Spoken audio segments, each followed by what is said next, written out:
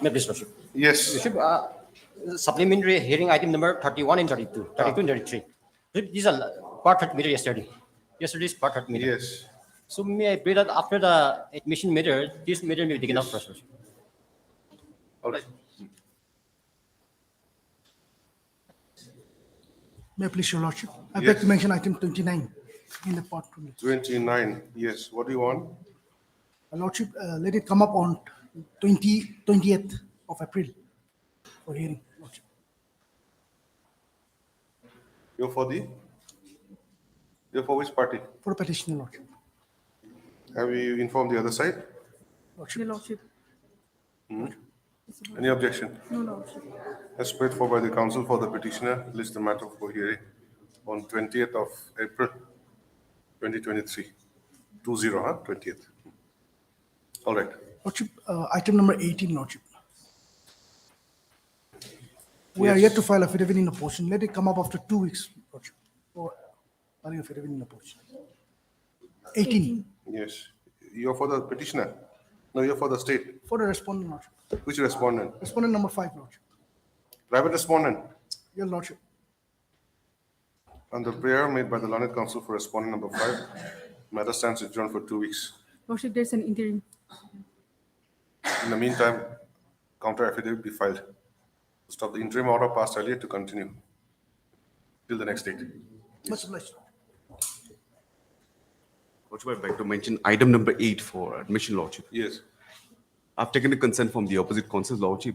If this may be taken up on 18th of April, Lordship, for admission hearing. As paid for by Mr. Mo Jamil, learned counsel for the petitioner. List the matter again on 18th of April 2023 for admission. Much. May I please, Lordship? Lordship, I'd like to mention item number 13 on Yes. behalf of KDB. Yes. What do you want? Lordship, kindly list this matter on 17 April. Why is this Lordship, he's out of station, Lordship. on the prayer made on behalf of Mr. Kedubi is also learned counsel for the petitioner who is reported to have some personal difficulties. List the matter again on 17th Yes, Lordship. of April 2023. Yes. Much. I beg to mention item number 14, Your Lordship. Here, the state is yet to file counter, so kindly grant 3 weeks' time, Your Lordship. All right. Let's wait for further 3 weeks' time is granted for filing counter affidavit. Much obliged, Your Lordship. List after 3 May I weeks. please, Your Lordship? Yes. Your Lordship, may I be pleased to mention item number 12? Yes. What do you want? Your Lordship, here original records are yet to be furnished to me, Your Lordship. So, Your Lordship, Has the records come? no, Your Lordship. Records have been called for or what? Yes, my Lord. Yes, Your Lordship. This honorable court has given a direction, Let's see. production of the original records. Your Item Lordship. 12. Any records?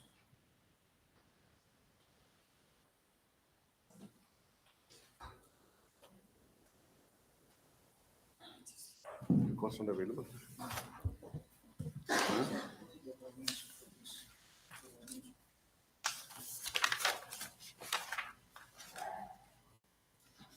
By which order?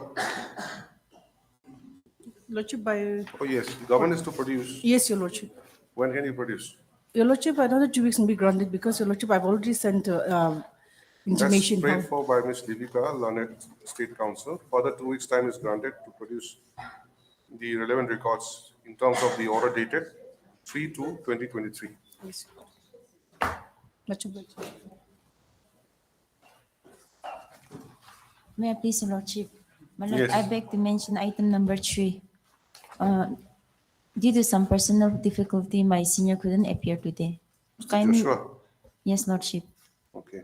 Your Lordship, here by the order dated 13/3/2023, I was instructed to take the instruction from the department regarding the outcome of the representation made by the petitioner on 21st June 2018. So I'm waiting for the instruction from the department. So I may be granted 2 weeks' time. All right. As prayed for by the parties, matter is adjourned for 2 weeks. Learned State Council shall produce shall obtain necessary instructions in terms of the order dated 13/3/23. 13/3/2023. On the next date, yes. This after 2 weeks. My lord, similar prayer for item number 15 and 20. Criminal revision, Yes, Lordship. okay. As paid for on behalf of Mr. Joshua Shiki, learned counsel for the petitioners, who is reported to be reported to have some personal difficulties today. Matter stands adjourned for 2 weeks. 15, then 20 also. 20, yes, Lordship. Yes, similar order, 20, huh? Much obliged.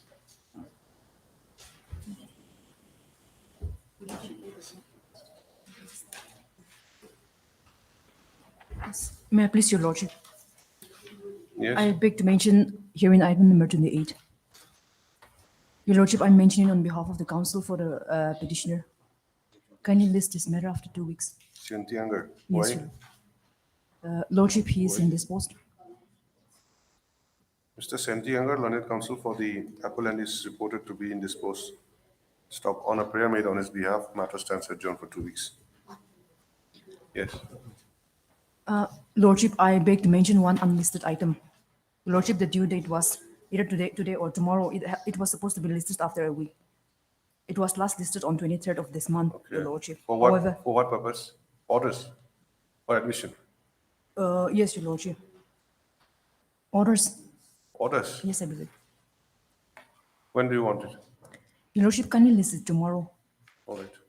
Tomorrow. May I please, the Lordship? Lordship, I beg to mention item number 23, Lordship. Yes. Here, the state respondent is yet to receive instruction, Lordship. So, Lordship, may I please to grant 3 weeks time, Lordship. Okay. Other side? 3 weeks? Yes, Lordship, and there is an interim, Lordship. Until Okay. further orders, it may be continued, Lordship. All right. As paid for by the Lorraine State Council, further 3 weeks time is granted for filing counter affidavit. Interim order passed. No, list the matter again after 3 weeks. Stop in the meantime. The interim order passed earlier shall continue. All right. Lordship, I have similar prayer for item 24, Lordship. Interim, interim is there? No. Mr. Mozui, Gire, Rupero, all these councils are there. Any objection?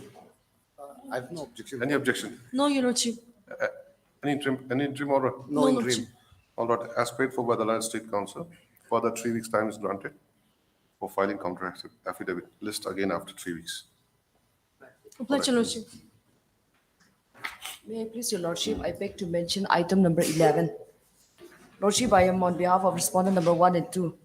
I may be allowed 2 weeks' time to file my affidavit in opposition. I've already received instruction, Lordship. Yes.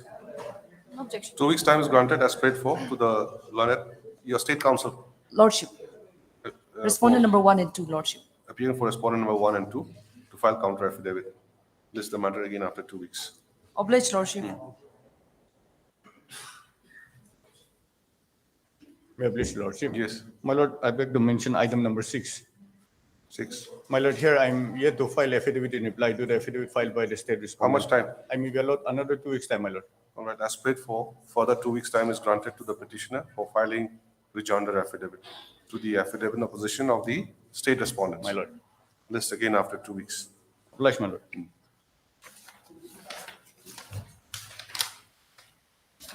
May I please, Your Lordship? Your Lordship, I also beg to mention item number 4 and 5, Your Lordship. Let this matter be posted on Monday, Your Lordship. What are these matters? Relating to, Your Lordship, minimum scale of pay, Your Lordship. Grinding of Petitioner is minimum praying scale. for of- minimum pay of scale of pay, Lordship. Any objection? All right, as paid for by Ms. Livika, Lorraine State Council, appearing for the state respondents and not objected to by the other side. List the matter again on Monday, Your Lordship. Monday's 3rd, Yes, Your Lordship. 3rd of April, 2023. Yes. Much obliged. May I please, Your Lordship? Your Lordship, I beg to mention item number 7. Your Lordship, kindly let the matter come up on Tuesday. The private respondents council is not here, Your Lordship. Have you taken the consent? Petitioners? Mr. Joshua is absent otherwise, isn't it? Your senior is not available today. Yes, They want it on Tuesday. Any objection? No, Lordship. All right, as paid for by Lorraine State Council and not objected to by the side. This is the matter again for admission on 4th of April 2020, 3. Yes.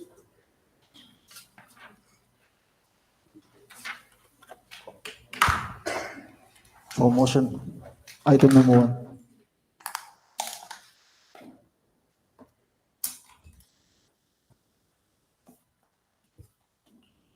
May I please, Your Lordship? This is for regular bail. Yes, my lord. Yes, what is your submission? And why did you file additional affidavit? My lord, I received the documents after I filed the application, which is compromise agreement executed between the victim family and the accused family. Maybe, but you should have taken the leave of the court. On your own, you just filed it like that. I have taken the leave of the court, my lord. By which order you were granted permission? But the order is not reflected in writing, it's not reflected in the court. Should be my lord. reflected. Yeah, but I've prayed before the. When did you pray?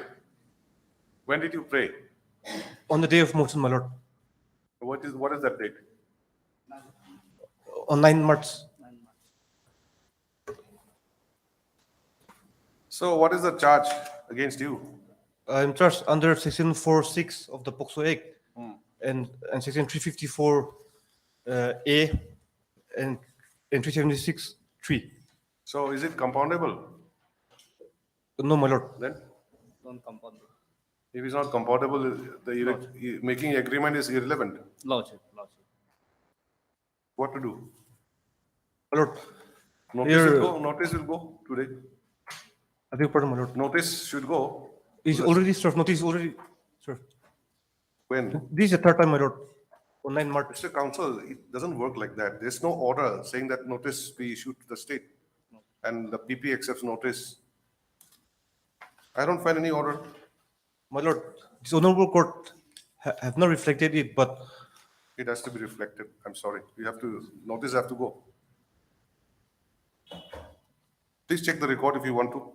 There's nothing. It just says list on. Yes, That's but the all. honorable judge have not done that. But I've already served the But copy we and will it do it. already accepted the notice. We will do it today. Lordship, since this matter came up on 9/3/23. Yes. And thereafter it was listed on 21st. Yes. 3/23 for discretion of the bail on the next returnable date. And accordingly. Discretion of pay? What? Discretion of the bail on the next returnable. Since Bail, they were okay. Bail. So Lordship, as per the instruction that I received from the court below, Lordship, that at this stage, Lordship, since it is at evidence stage, Lordship, and they are the PW1 and PW2, they have fixed the matter on 5/4/23.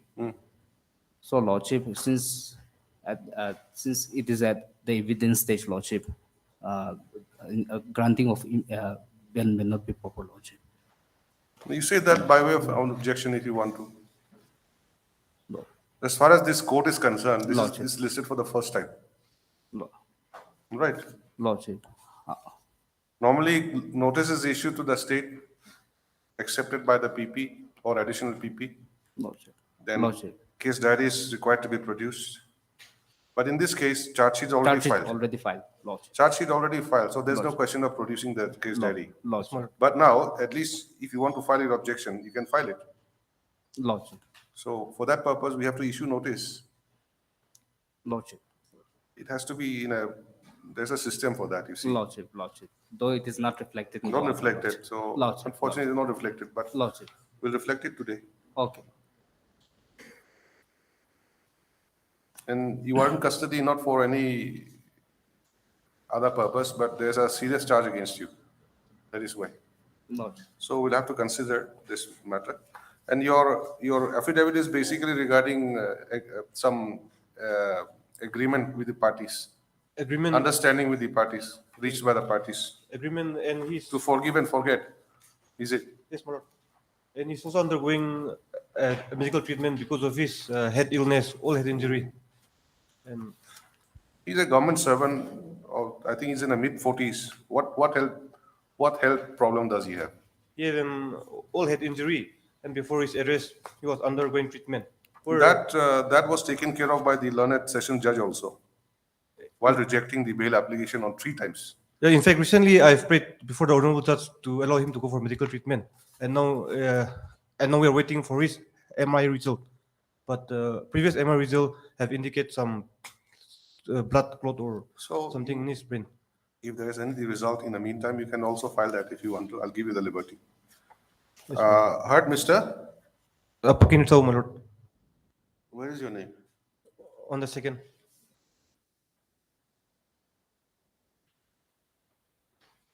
How do you pronounce? Pakin Ritsau. Bakin Richabu, learned counsel for the petitioner who submits that by filing this petition under section 439 of the CRPC, the petitioner prays for his release on bail. To stop, the learned counsel submits that the petitioner was arrested on 17/9/2022 in connection with Kohima Women PS case number 08/2022, registered under section 354 capital A within bracket 1/376 within bracket 3 IPC, read with section 4/6 of the POCSO Act 2012. To stop, the learned counsel submits that charge sheet has already been filed by the police on 31/10/2022. To stop, he submits that since the petitioner is having serious ailment, he may be enlarged on bail. To stop, the learned counsel submits that as permitted by this court, the petitioner has also filed an additional affidavit on 23/2023, wherein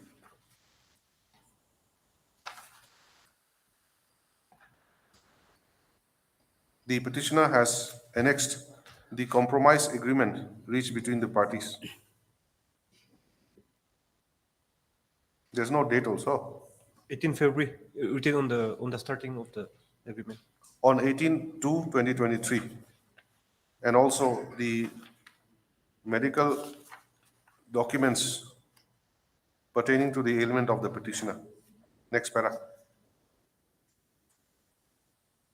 In view of above, issue notice to the state returnable by. When can you file an objection if you want to? When is the date fixed for that evidence? 5th. 5th. And 5th of April.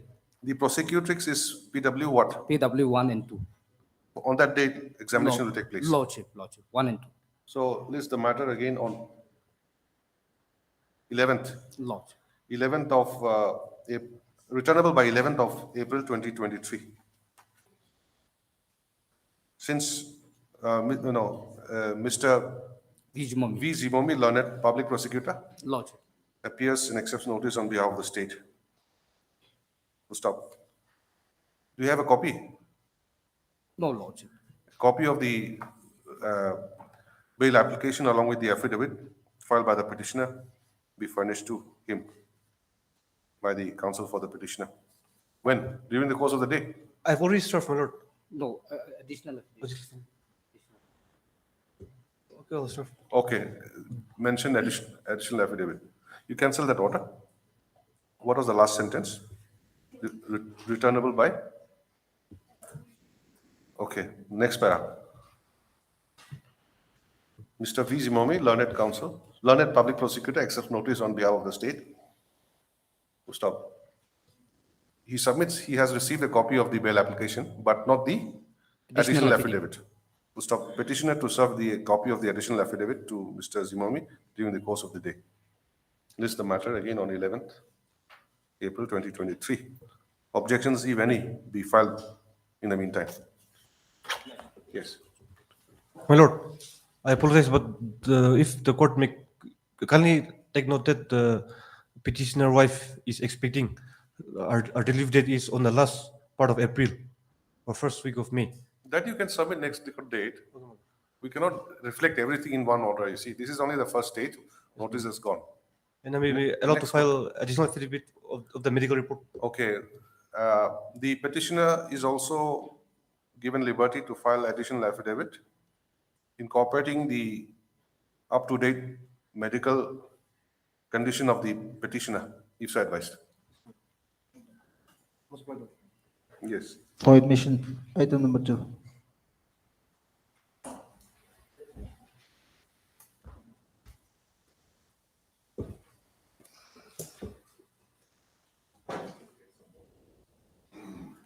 Yes. Lordship, day before yesterday, the counsel for the respondent filed an affidavit, but this is not the compliance report, Your Lordship. Yeah. They were directed respondent number 1 and respondent number 3. Respondent number 1, Chief Secretary, and 3, Home Commissioner, was directed to file compliance report. This is an affidavit filed by the Home Commissioner, Lordship. It is a respondent number 3, Lordship. But this is not a compliance report, Your Lordship. Where is the order by which they were directed to file? Lordship, Order date? 5/12/2022. 5/12/2022. Yes, Lordship.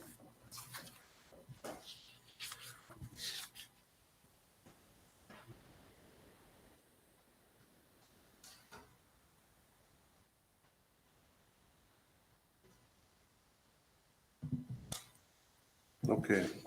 Thereafter, again, on So 2/2. the affidavit is filed by the Home Commissioner Yes, Your Lordship. on his behalf only or on behalf of the others also? Your Lordship, here in this matter, respondent number 1, 2, and 3. So duties and responsibilities is all correlated. So we have just filed by the respondent number 3. But what about the order of this court then? Your Lordship, as per the order 5/12/2022, Yes. we were directed to file a compliance report. But Your Lordship, here, it is the step is taken by the state till now, till December 19 also, we had a meeting regarding this issue. But as per the direction of the court, honorable court, we just submit whatever step we have taken, we just brought it in knowledge of the honorable court in the form of affidavit. No, that's okay. But there's a specific direction by name that Sri J. Alam IAS Chief Secretary, Government of Nagaland, and respondent number 3, Sri Abhijit Sinha, IAS Home Commissioner, shall file their affidavit, compliance affidavit.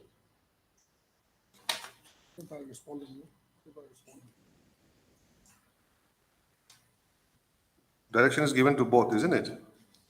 Yes, Your Lordship. Number 1 and number 3. So number 3 has filed. Yes, Your Lordship.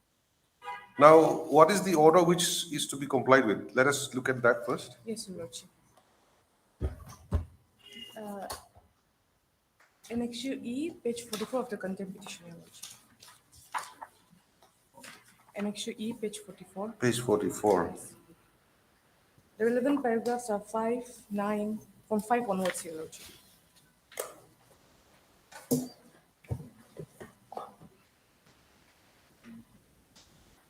One man inquiry Yes, report is available. Has been submitted. Yes, Your Lordship. One man inquiry. Yes, Your Lordship. The state respondents are to take steps in terms of the recommendation of the one-man inquiry report, Your Lordship.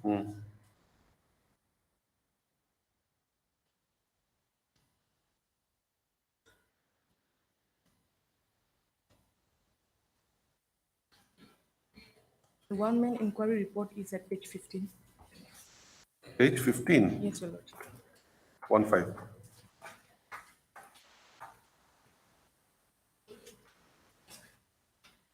Submission of inquiry report.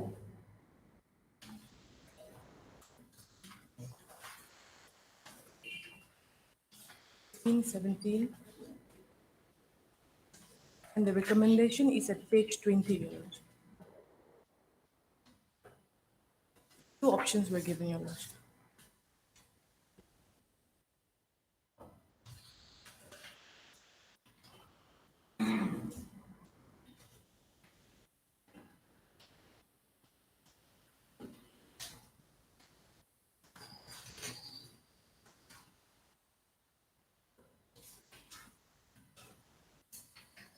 So this inquiry has been made As per the direction of this court. of this court dated 15/9/2014. Yes, Your Lordship. That order is available. Yes, Your Lordship. Page 12, I think. Yes, Lordship. Operative portion. It's not legible, you see. Lordship, operative portion is at, no, Lordship.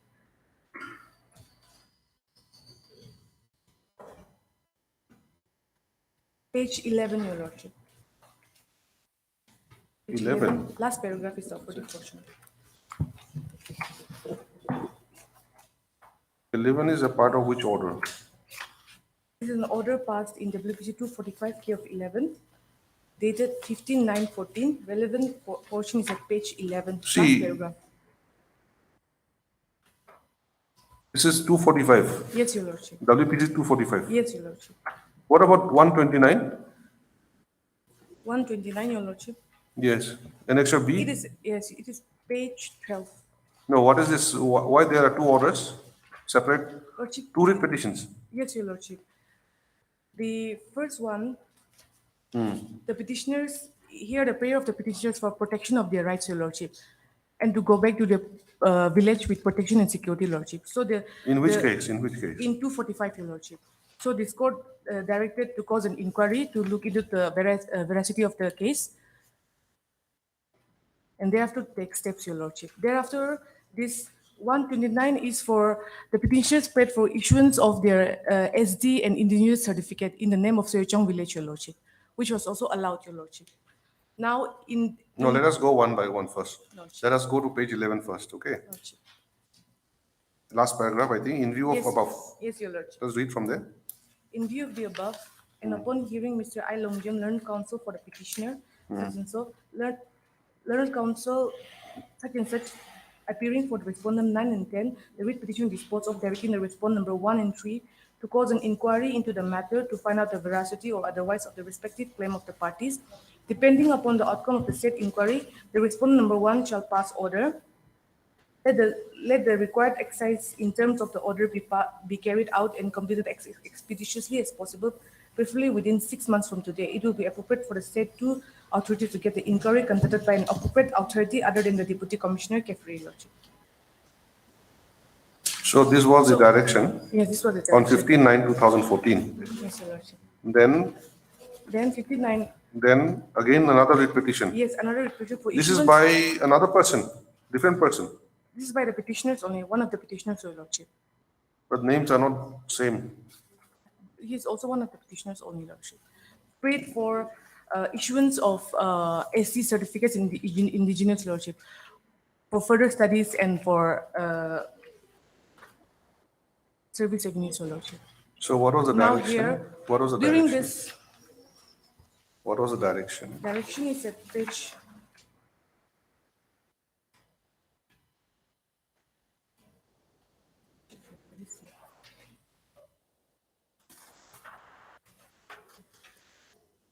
from 13 last paragraph onwards, Your Lordship.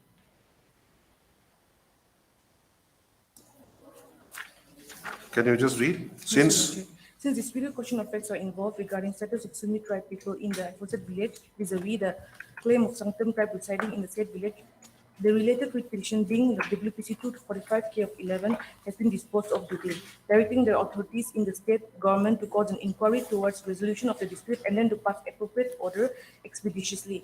In the present posting, we are concerned with issues of certificate relating to the status of the students of Sunni tribe, and same is required for their studies. In this context, the learned counsel for the petitioner has referred to the particular provisions in clause 5 referred to above, which provides for re-verification of the application by area administrative officer before forwarding the same to the authority. It will also be appropriate for the state respondents to take appropriate measures towards resolution of the dispute about which mention may be made in the aforesaid order in WPG 245K of 11. Considering the matter in its entirety, this petition disposed of directing the respondents to do the needful in the matter toward issuance of certificate mentioned above, depending on their entitlement to the same by the applicants. While invoking clause 5 of the aforesaid memorandum, the issuing authority may also take the assistance of administrative officer who is responsible for re-verification of the application. Your Lordship. okay. Thereafter, the certificates were issued to the petitioner, Your Lordship. So these two are somehow correlated, isn't it? Yes, Your Lordship. First is regarding to go back to seek protection and all that. Yes, Your Lordship. And the other one is to issue certificate. Yes, Your Lordship. What certificate you call it? SD and indigenous certificates in the name of the village, Your Lordship. Where is that written? If Your Lordship, you kindly see from the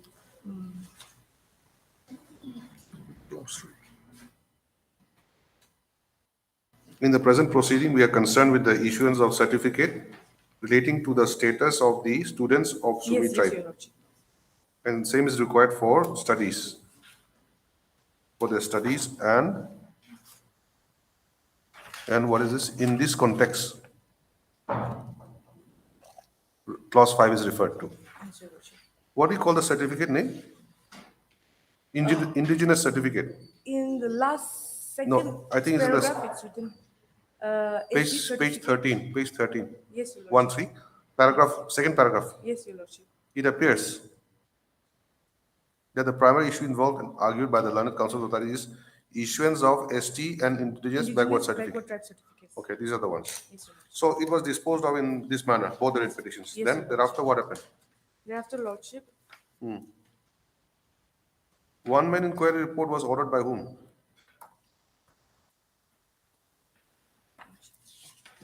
To inquire into the order dated 15/9/2014 yes, Your Lordship. in WPC 245. Yes, Your Lordship. That is the first one. Respondent no 1 and 2 caused an inquiry in the matter of final reason. Okay, so this inquiry was made. Yes, Your Lordship. All right. No.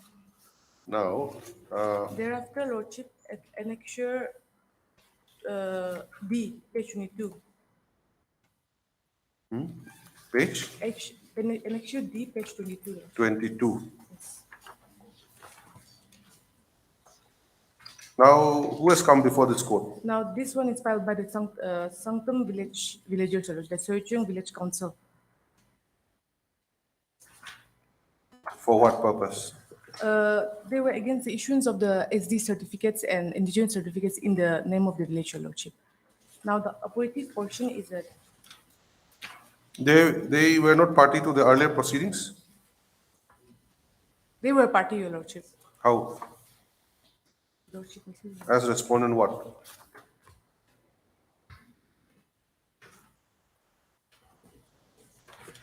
This is a village council. yes, Your Lordship. What is the now who are the parties here?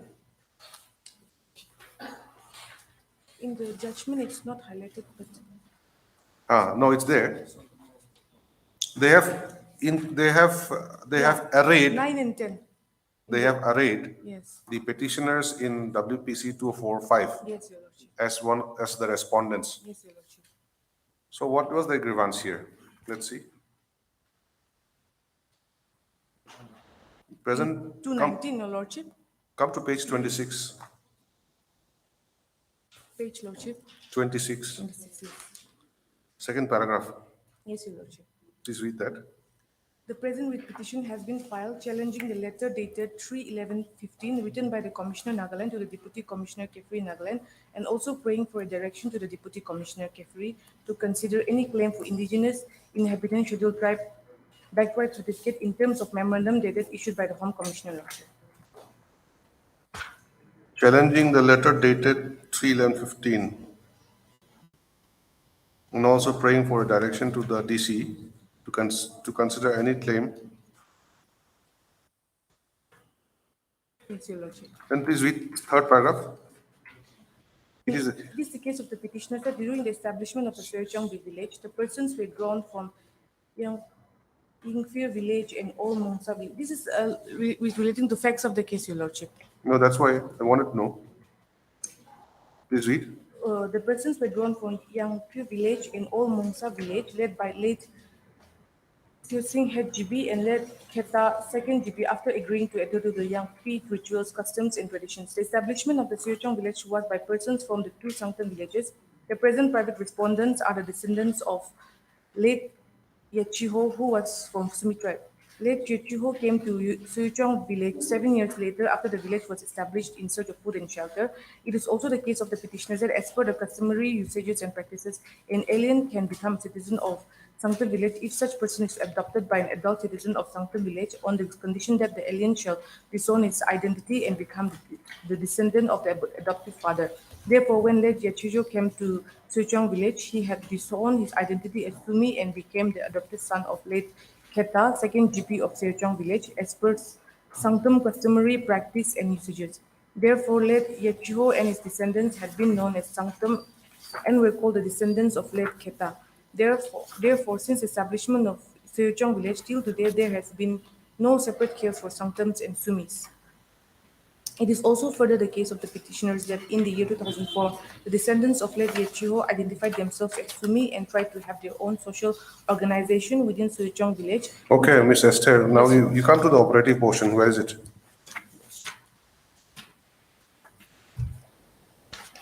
Our chief operative portion is at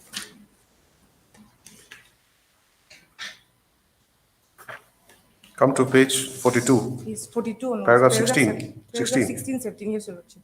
Just read that. Considering that one-man inquiry report has already been submitted, the Chief Secretary Nagaland and the Home Commissioner Nagaland are both directed to pass appropriate orders in terms of one-man inquiry report within a period of 3 months from the date of receipt of the copy of this court by the respondent number 1 and 2 as already directed by the order dated 15/9/14 passed by this court in WPC number 245K of 13. After considering the submission made by the learned counsel for the parties, this court of the considered opinion that the subject matter of the present petition has been adjudicated in WPC 129K of 12, which was disposed of on 15/9/12, and therefore this court is of the considered opinion that no further direction is required to be given to the respondent, and no further discussions is also required in the present petition. No appeal has been filed against the order dated 15/9/14 till date. Therefore, considering the facts and circumstances of the case, the respondents are directed to implement a direction passed by this court with regard to the issuance of indigenous inhabitant scheduled tribe and backward certificate in terms of the order dated such and such, till appropriate orders are passed by the respondent in terms of the one-man inquiry report. So, Lordship, since the WPC 129K has already dealt with the SD and indigenous certificates, this court was of the opinion that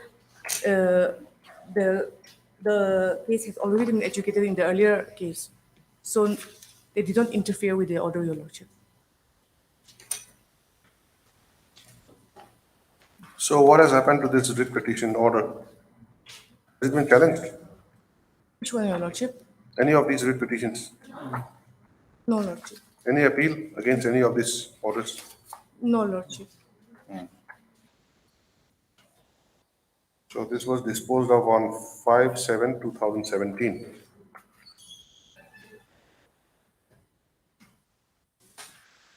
Then after this, what Thereafter, happened? Lordship, the petitioner filed another writ petition, WPC 222K of 2018, Your Lordship. Which petitioner? The petitioners, one of the petitioners, Your Lordship. One of the petitioner in which Yes. case? In all the cases, Your Lordship. He was there in all the cases, Your Lordship. Inasha. Inasha Wami. Yes, Your Lordship. He was the respondent number 5 in 219. 219, Your Lordship. Then, was he a party in the others cases? Yes, Your Lordship. Names are not there, no? That's why we don't know. But you say that he's there. Yeah, he's there. He filed this case alone, Yes, Your Lordship. 222K of 2018. Yes, Your Lordship. Since Okay. no action was forthcoming from the respondents, Your Lordship, relating the steps taken as per the one-man inquiry recommendation, this petition was filed, Lordship. And the operative portion is at 5 and paragraph 9, which I read earlier, Your Lordship. Page 45. So this honorable court by this order reiterated the direction, Your Lordship. Since one-man inquiry has already submitted its report, then it goes without saying, the FOSIT, if not subjected to appeal, same has to be acted upon.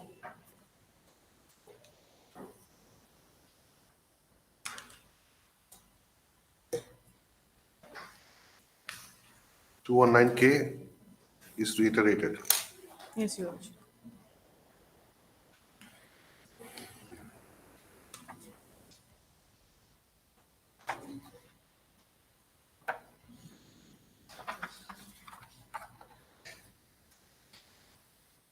Two one nine K is reiterated. Yes, Your Lordship. Chief Secretary and Home Commissioner, Yes, Your Lordship. both directed to pass appropriate orders. Yes, Your Lordship. And this order was furnished to the respondents on 10/12/18, which is page 47, Your Annexure F. Served on 10/12/18, Your Lordship. The copy of his order. That's okay, there's no dispute. They have received it, that's why this affidavit is filed. So this was the direction. Right. Then, since nothing is done, any time frame was given? Yes, Your Lordship. 3 months 3 months from the date, Your Lordship. from today. Yes, Your That Lordship. means from the date of the order. Yes, Your Lordship. That is 2018. 2018. Then you filed this contempt petition on 30th October Yes, Your Lordship. 2019. Yes, Your Lordship. Let us see.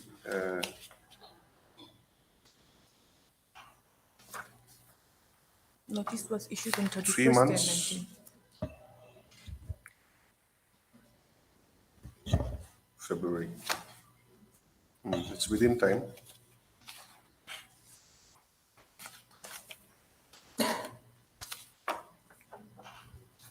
Yes, now what is the direction issued by this court again on 5/12/2022? So and so should file their compliance within 2 weeks. If no compliance, court will pass appropriate orders. For personal appearances. Then again on 2/2/23 also, they prayed for time to file a compliance report. If not, appropriate address for personal appearance was ordered to be passed, Your Lordship. Then again on 2/3/23, last chance was given to file compliance report. But this is not a compliance report, Your Lordship.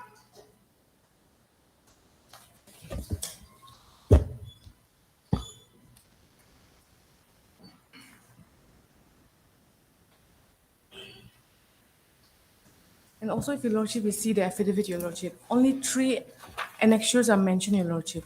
It's a bulky one, but only 3 annexures are mentioned, which is up till page 21. Yes. From 22 onwards,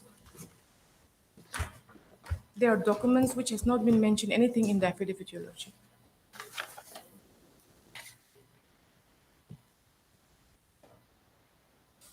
What is this paragraph 3? The opponent submits that cabinet subcommittee report.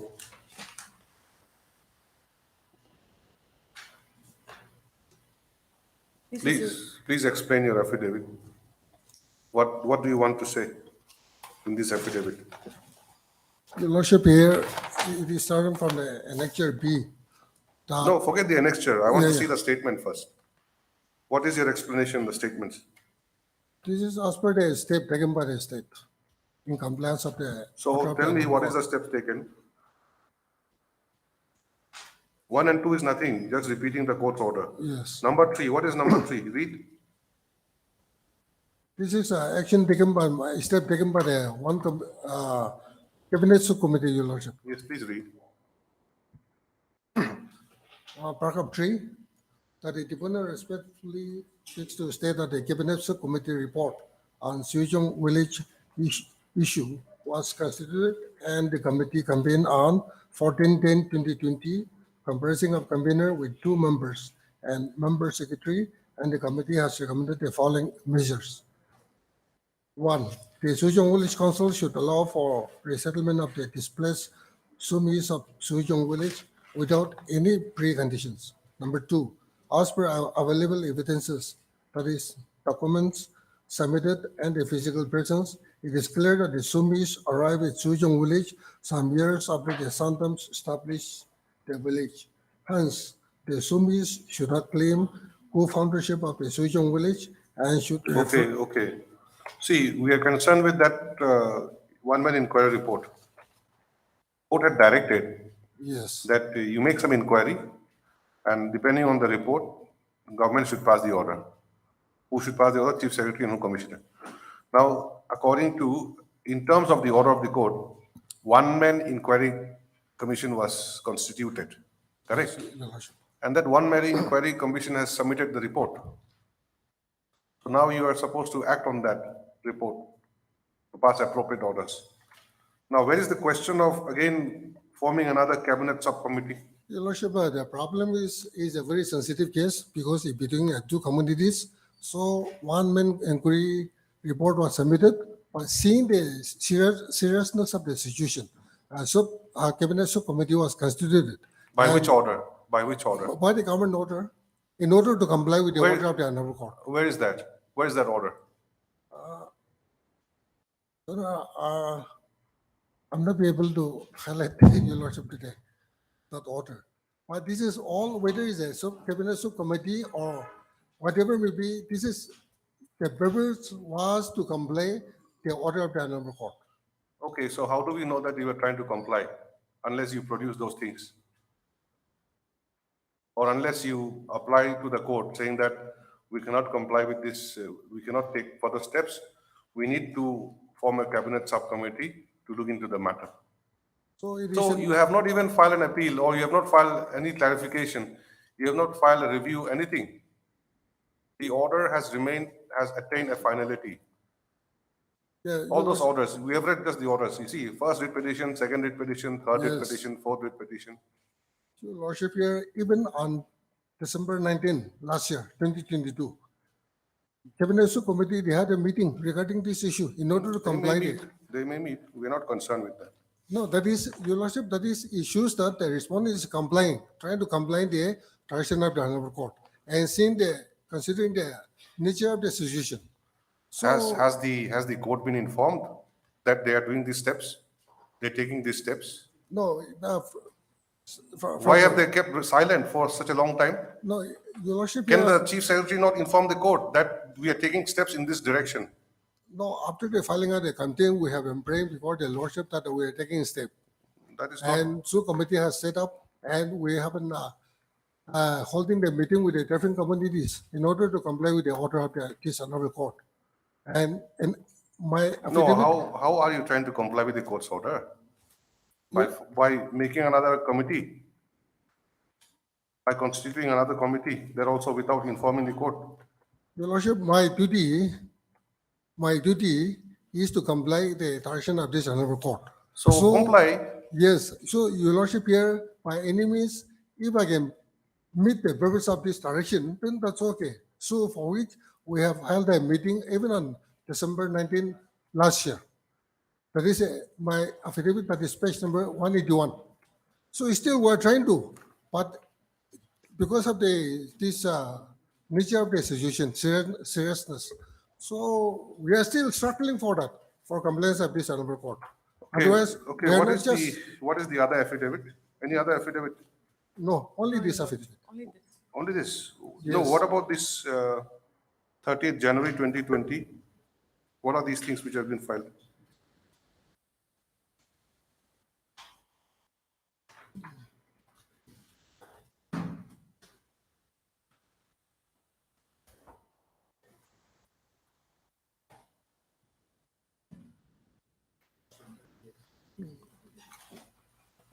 What is this affidavit? 30th January 2020? Who has filed it?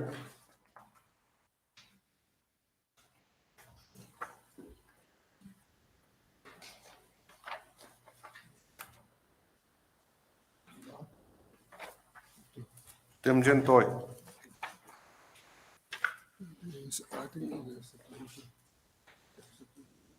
He was the previous Chief Secretary. Your Lordship.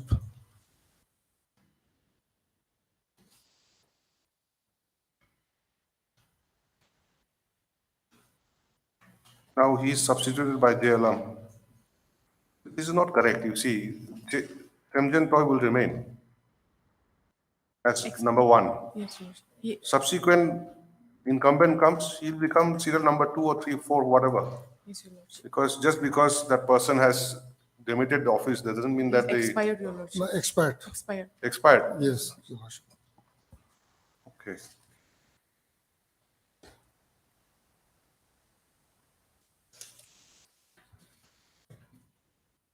Then even then, the present incumbent could have been made respondent somewhere else, number 4 or something like that.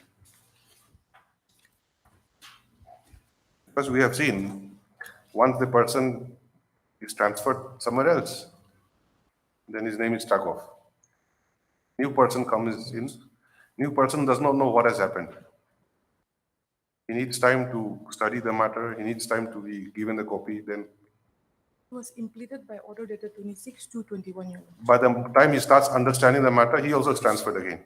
So this goes on and on. Yes. So we have seen cases pile up for a long time. And what is the matter? It's a contempt matter. There's nothing to discuss. We cannot go into the merits of the case. Only one thing we are concerned is, has it been complied? If not complied, why? Give your show cause. So that's the only thing. So what is the point of filing this kind of very thick affidavit when there is nothing there except documents after documents? This is not appreciated. Now, what did the earlier incumbent say in the affidavit, Ms. Esther? Do you know? I don't have the copy of the In- affidavit, Your Lordship. There are two affidavits here, one by the previous CS, then the other one is by the,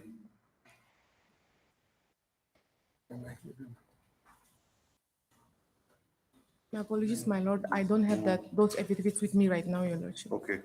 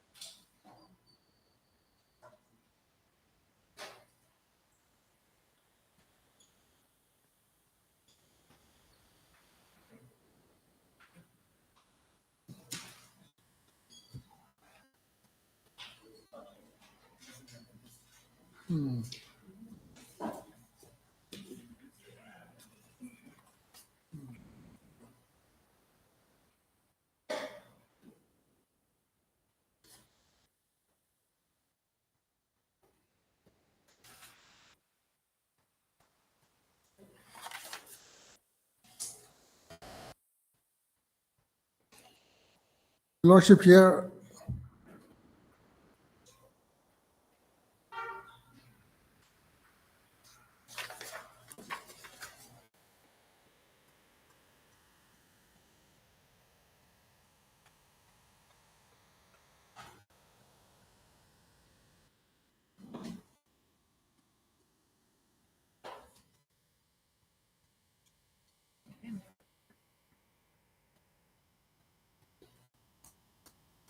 See, the other show cause reply also is required to be considered, Ms. Esther. There are some materials here, I just find out. Lordship. Although there's nothing in this affidavit. But in these two previous show cause reply, there are some steps which they have taken. There's indication.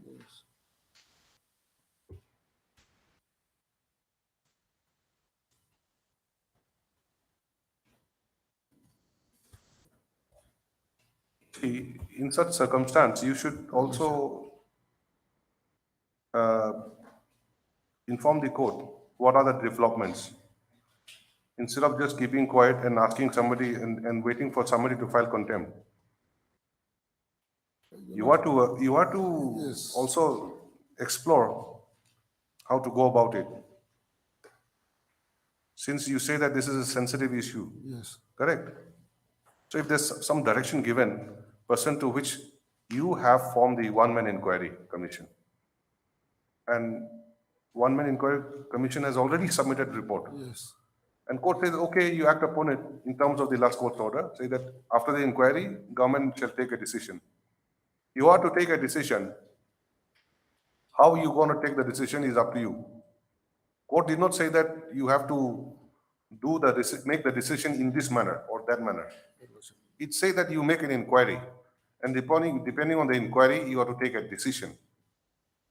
So that decision has not been taken. This is the problem. Yeah, Your Lordship, one man inquiry is submitted, and as indicated by Your Lordship, this has to be taken. That necessary resolution has to be adopted by the state in order to complete the order of the Honorable Court. But Your Lordship here, if it is not solved by the state, then definitely in future also the matter will come to the state.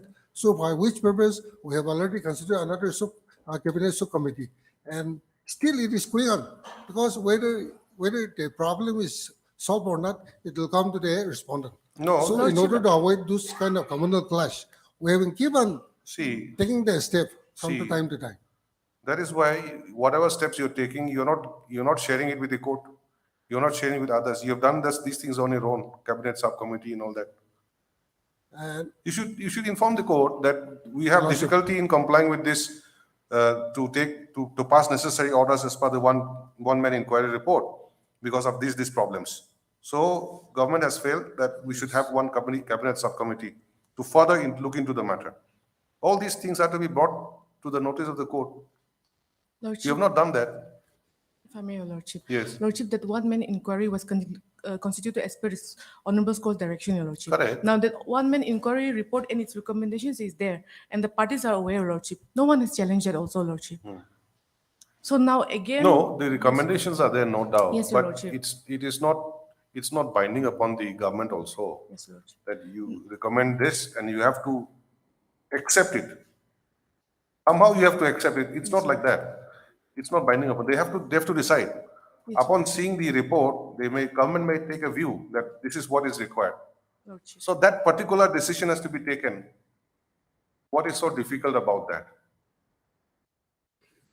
You're slowly slipping into another mode, saying that now we'll go for cabinet subcommittee, we'll do this. All these things are there. And you say that this is very sensitive matter. Nobody is saying that it's not sensitive. But the direction has been passed to pass necessary orders, correct? Court has not said that you have to give the indigenous certificate or you have to do this, you have to do that. Court has merely said that you make an inquiry by appointing somebody. You have appointed. That person has given the report. You have not accepted it. Or you have accepted, we don't know. But you have not passed any order. And now you say that there's a cabinet subcommittee. So that cabinet subcommittee, court was never informed about that. Have you informed the court?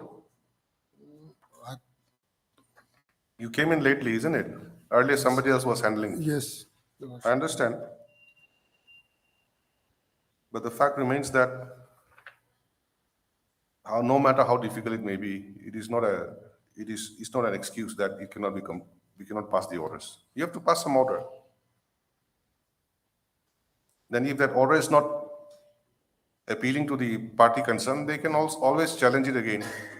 That is how things are dealt with, you see. You are supposed to take a decision. So I think the respondents have not been advised properly.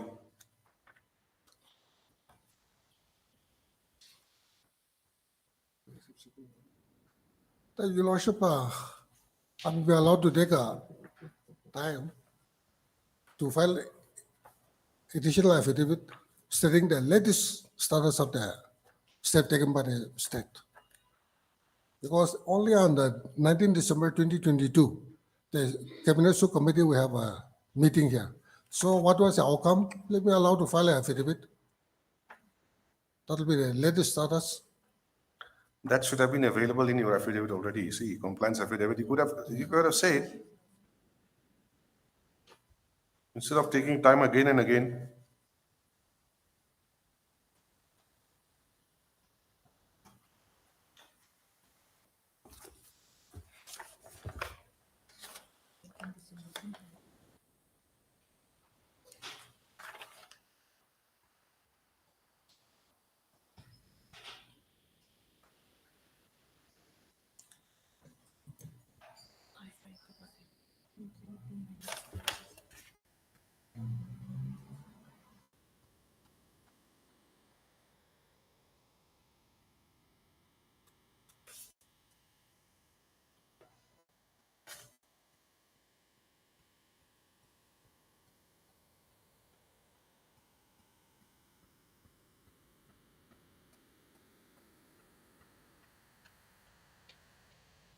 This paragraph 3 also, what does it mean? Your affidavit? Cabinet Subcommittee report was constituted. You can constitute a committee, but how do you constitute a report? It has no meaning. Your Lordship, here, in order to comply the direction of the Honorable Court, then we have checked out so many modalities in order to solve the problem and also to meet the direction of the Honorable Court. So that's those documents are the one where the respondent has taken step till last year. And we can say that it's also not it's a compliance report because we are still under process, even though so many years has passed. But still, since the problem could not be solved, we are still struggling. How long will you circle? This is not the way. See, your statement itself is wrong. You are constituting a report. Who constitutes a report? You can constitute a committee. Is it a typing mistake or it's like this only? Paragraph 3. Deponent respectfully begs to state that Cabinet Subcommittee report on so-and-so village issue was constituted. And the committee convened on 14/10/2020.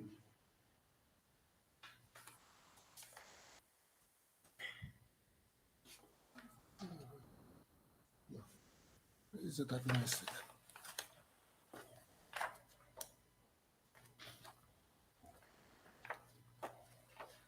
I think your clients will have to come here. Your Lordship, I will be allowed to explain that. We have to invite them. Page number 181, Your Lordship. Normally, we don't want to disturb people, but seeing the manner in which this thing is going, Your Lordship, here, December 19, they had a meeting, subcommittee, cabinet subcommittee, and on the last paragraph, it is clearly mentioned. So, I will be allowed to file another affidavit highlighting the step taken by the respondent up to date. why should we permit you that when there's already an order to submit compliance report? No, Your Lordship, it is not Why complaint. should we go back to No. square one, saying that you tell us what steps you have taken? That period is over now. No, we are still struggling to comply the order of the Honorable Court. Where is that in your affidavit that you are still struggling? Show me which paragraph. Para number.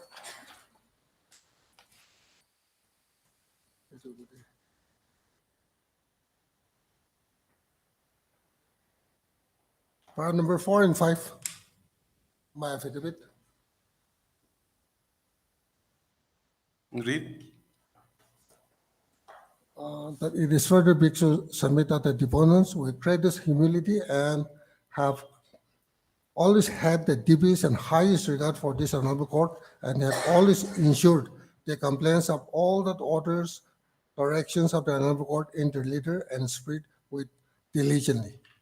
Number 5, that the deponent speaks to state and submit that in view of the effect and circumstances of the case and considering the duties and responsibilities were generally dealt with by respondent in the present case, hence this affidavit is being filed by the respondent number 3.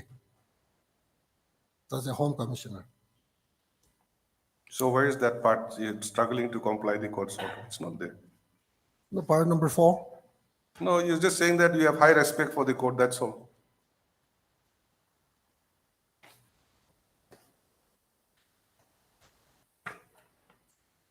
This is very unfortunate.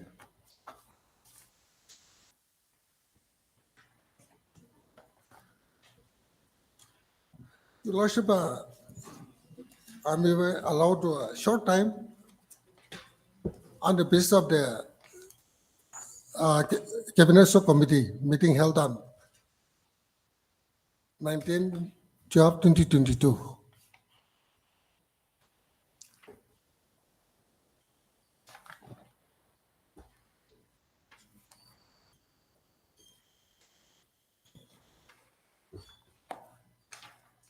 I don't think the respondents are aware about the seriousness of the issue.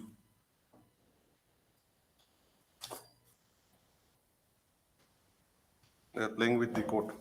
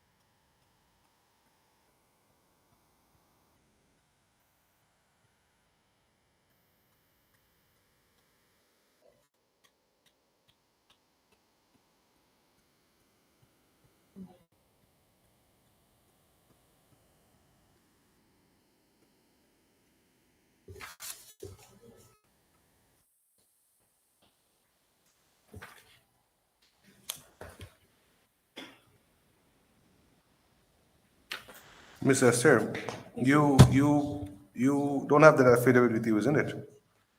Yes, Your Lordship. So this affidavit is very important also. They have indicated something here, what steps they have taken.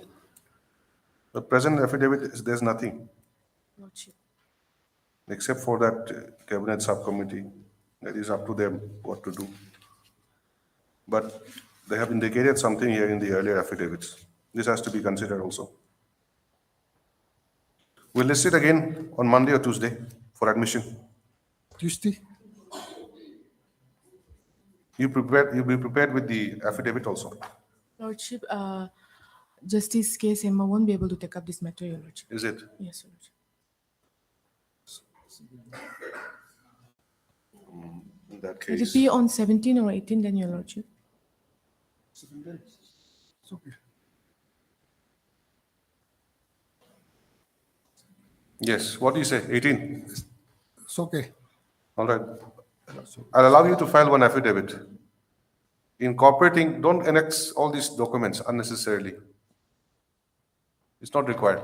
You have to tell us what steps you have taken, step by step. And if there's nothing there, then we'll have to take our own view. Let's see.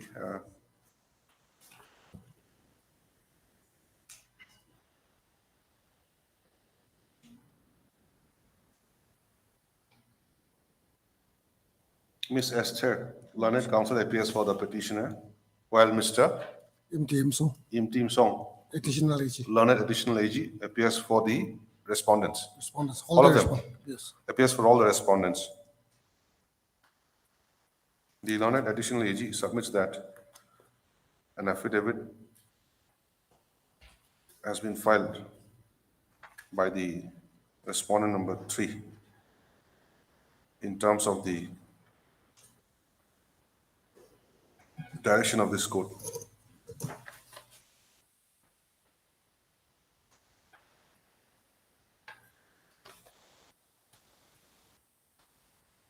Incorporating the steps taken by the respondents.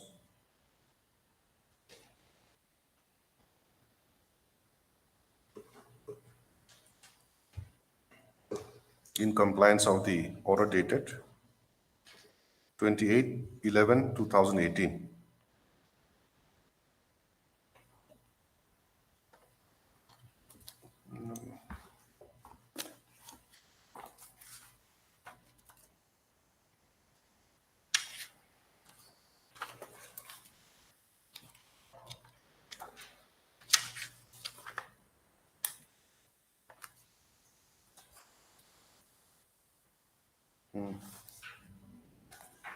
This also is wrong in theme song. See, this 28/11/18 is not passed in the contempt. It is passed in the writ petition. Yes. Your cost title is also wrong.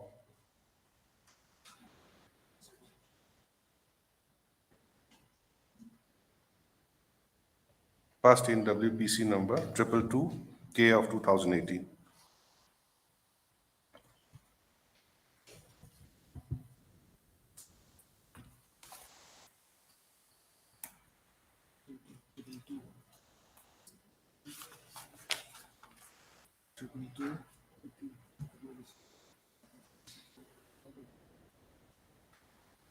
Yes.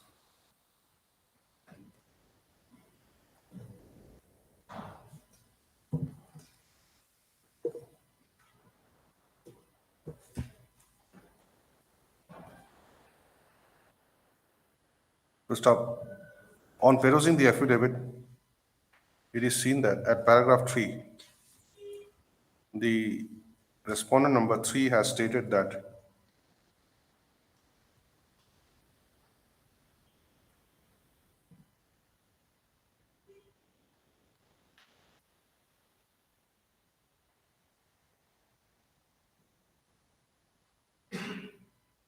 the Cabinet Subcommittee report on Seochung village issue was constituted and the committee convened on 14/10/2020, comprising of convener with 2 members and member secretary.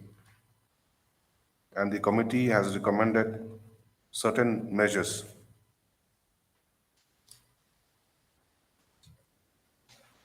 To stop the measures has been abstracted in paragraph 3 itself.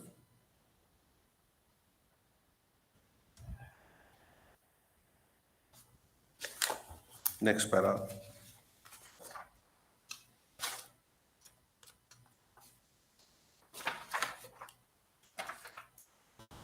It may, however, be seen that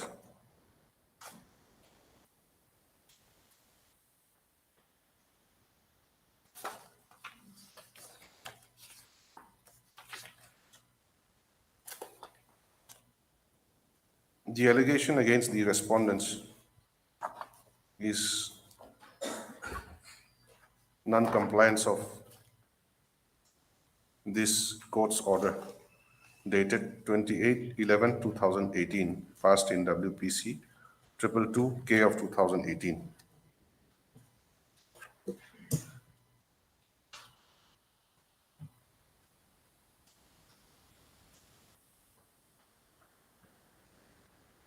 To stop, as per the said order, court has directed the Chief Secretary, Nagaland, and Home Commissioner Nagaland to pass appropriate order in terms of the one-man inquiry.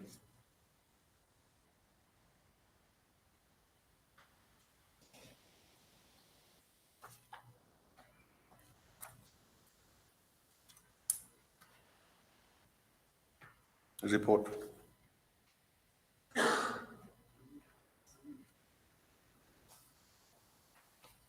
To stop, the said direction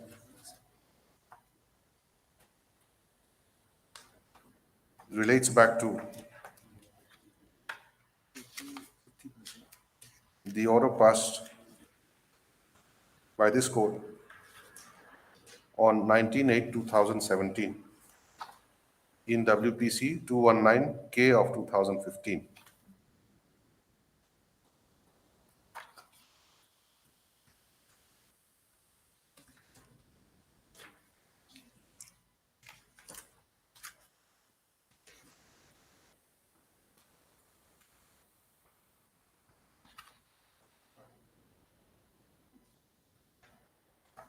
Stop. Order dated 19/8/2017 again relates back to the order passed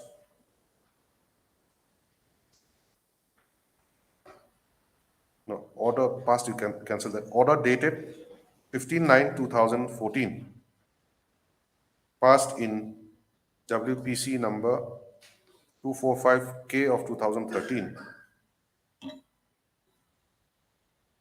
and WPC 129K of 2012. That order, now you put S, orders.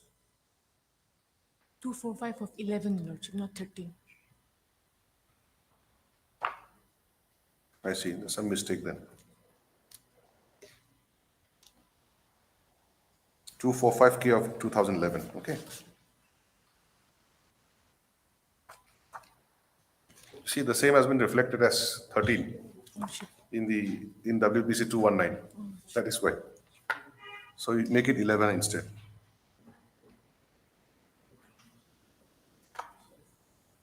Next para. Besides the above, this code, White order dated 5/12/2022.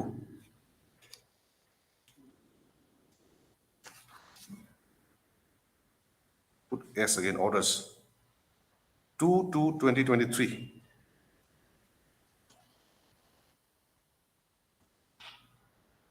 And 2/3/2023 had specifically directed the respondent number 1 and 3 to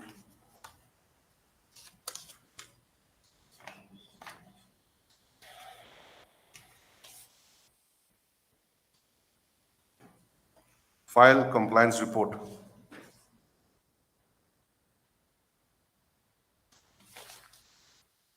Stop. However, the affidavit, however, only respondent number 3 has filed the affidavit on 28/3/2023. And upon perusing the contents thereof, the same cannot be construed as a compliance report.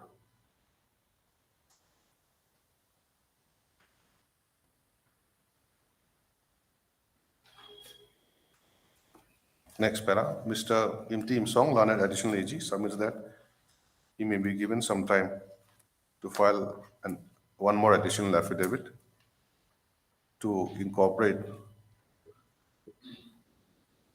the steps taken by the respondent authorities pursuant to the in compliance of the court's direction.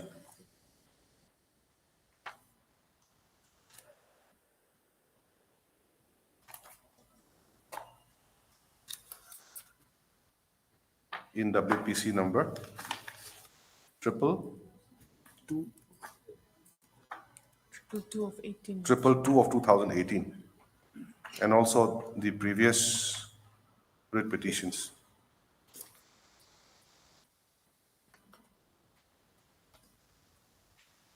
Next para, considering the submission made,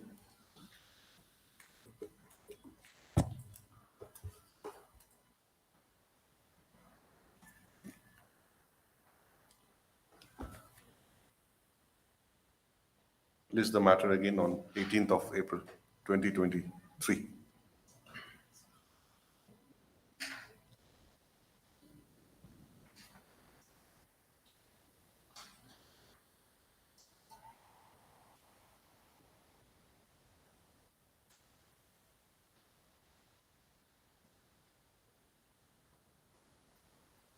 The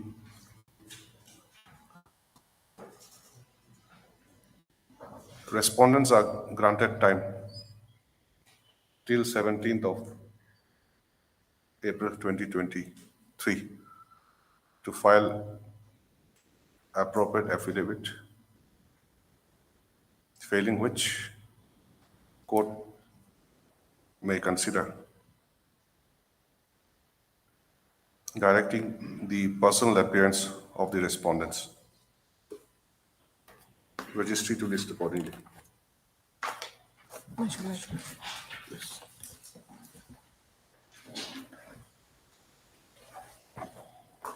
Item number 9.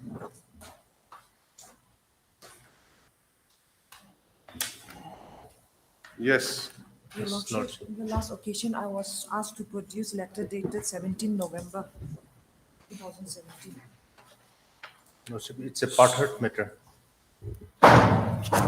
Part-heard matter? Yes, on last occasion, Your Lordship has directed the respondent authority to furnish the order number dated 17 November 2017.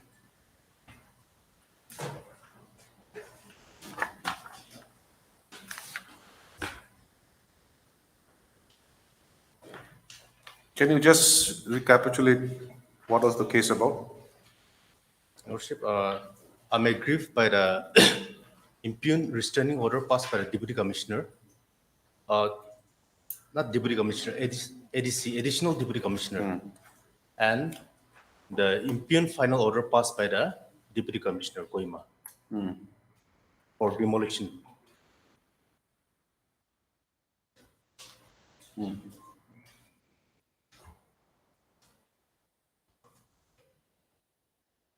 Demolition, page 27.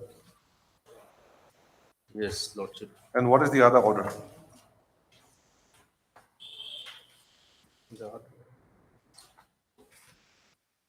It's at page 23. That copy is at page 24. Annexure C. It's the restraining order passed by the ADC.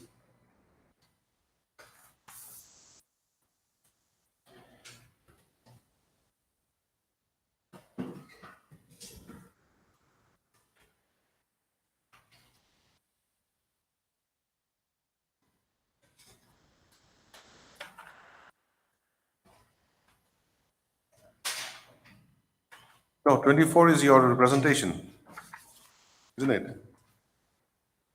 24 is your representation to the additional DC. Page 21, Annexure C. 5th July. Yes, Your Lordship, 5th July. Okay, I think 22 is more legible. Type copy.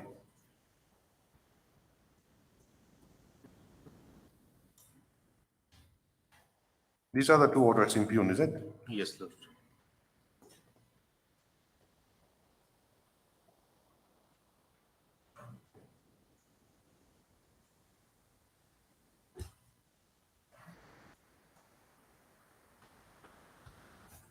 This page 22, does it stop you from constructing?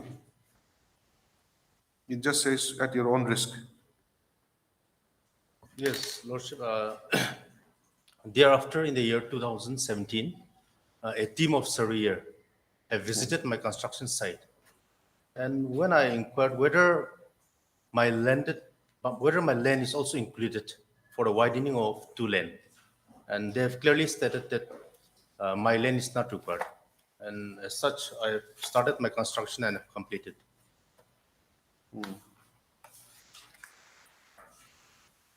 See,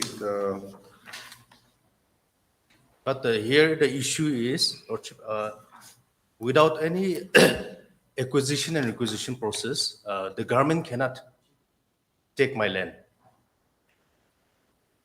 And the state respondents, they are taking the stand of the undertaking with the village council. But in fact, that undertaking was taken behind my back. it's not binding on you, isn't it? Yes, Lordship. It's with the village council. And what is the nature of your land holding? I've bought, I've purchased, Lordship. Where is that? Anything, any document? Yes.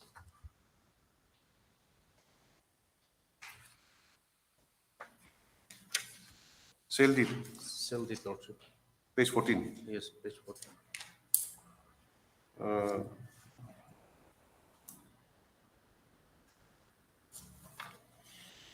You have purchased from whom? From one P. Shalwaringma.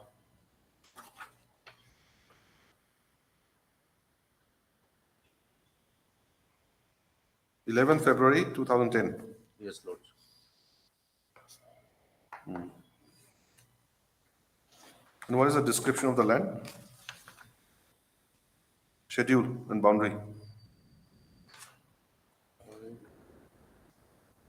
North is the land belongs to Tegibo King, south Okay. is Casino Him, and east is National Highway 61, land of Shorno Kapan, and west is land of Wanino Kapan. Okay, after you purchase the land with Yes. such kind of boundary, what is the next step?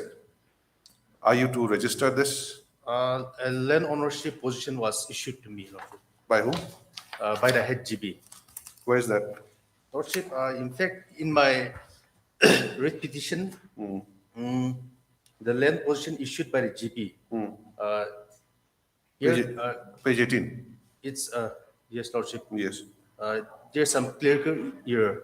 It should be Ward 7 and not Ward 8, which I have annexed in my reply. It should be Ward 7. Yes, Lordship. It's in my affidavit in reply. Page 8, annexure.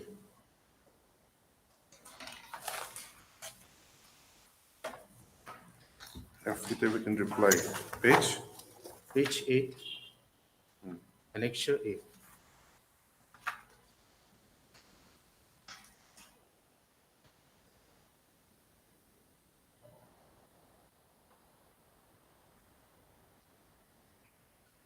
This is also by the same person? No, different person.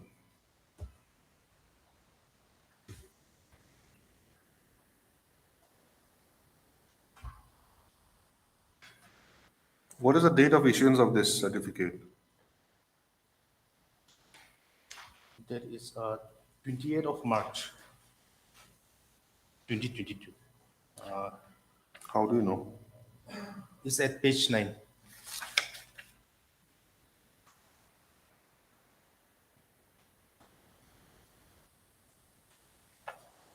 March 20.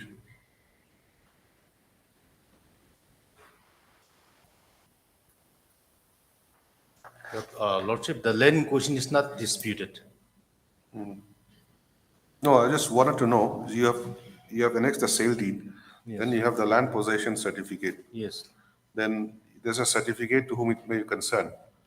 Now, Ward 7, 65 into 65 Yes. equal to so and so feet. This is your land. Now, thereafter, what happens to this land? Do you have to register it? No, nothing as such. They will record it in the Who will record? register, the village council. Village council will record and register. Yes, Lord. And do you pay land revenue, tax? Lordship, it's not every year, but time to time for like land khazana. That Yes. is, Have you made any statement to that effect? Because you are saying that if they want my land, they have to acquire it Acquire. as per the relevant law. yes. But here is a case wherein they don't require my land, but still they are stopping me from construction. Yes. So you have to project the case that you have rightfully purchased it from somebody, you have got it registered, or you have been given the land possession certificate, and whatever you have to do insofar as the land is concerned, you are following, including payment of revenue or tax or whatever. Is anything like that indicated in a writ petition? No, Lordship, once the land is acquired, so as stated before, no tax is given to the village council, but whenever any development activities or for any development, whenever they approach, then tax are given to the village council. It is not on regular basis or what? Yes, it's not on a regular basis. Is it like that? Ayami, is that the system in Nagaland? Are, you're a government advocate, you should know. Because Lordship, Article 371 is clearly stated, land belongs to private individuals. No, but still, even if it belongs to you or private individual, some sort of revenue or cess or whatever is collected. In fact, the land falls under village jurisdiction. So So you're enjoying the land free of cost. Yes, Lordship. You don't pay anything to anybody. Yes. Is it like that? What is the system here? Mr. Zimomi? If I may be. Angami, yes. Lordship, in the village, the land tax are not normally paid, but the house tax is paid.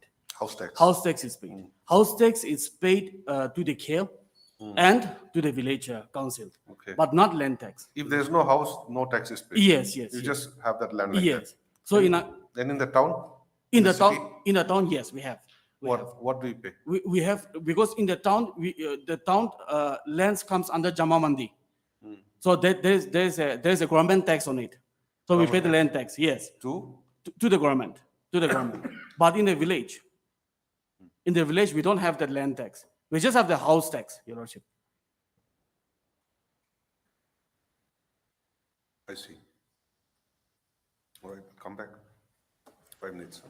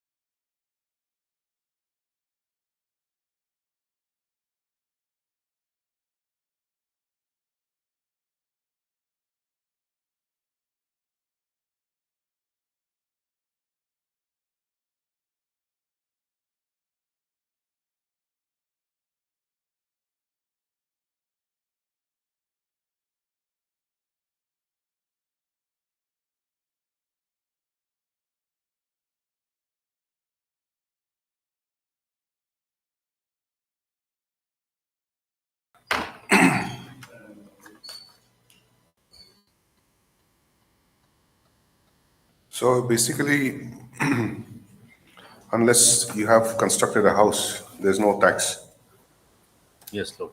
in the village. And despite this impugn order,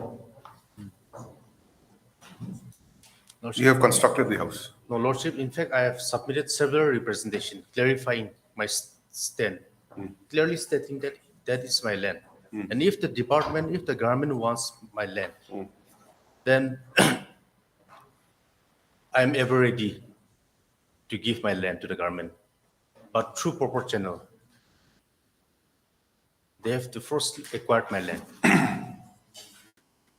and not by illegal ways, because all these orders No. are illegal orders, Lordship. That is one thing, but there's a order which restrained you from constructing, correct? Yes, Lord. Page 22.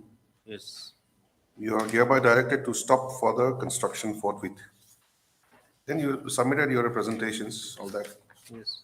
Then ultimately, this page 27, final order. Yes. Not only once, but I've submitted twice representation to the ADC. Is there any response to your representation? Lordship, no response. So what you get is the final order, isn't it? That's after a lapse of 4 years. 4 years, Lordship.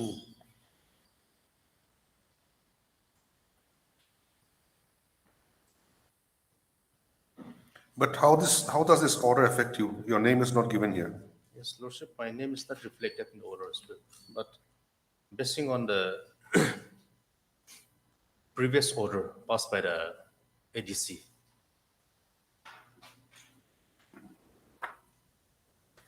Which one?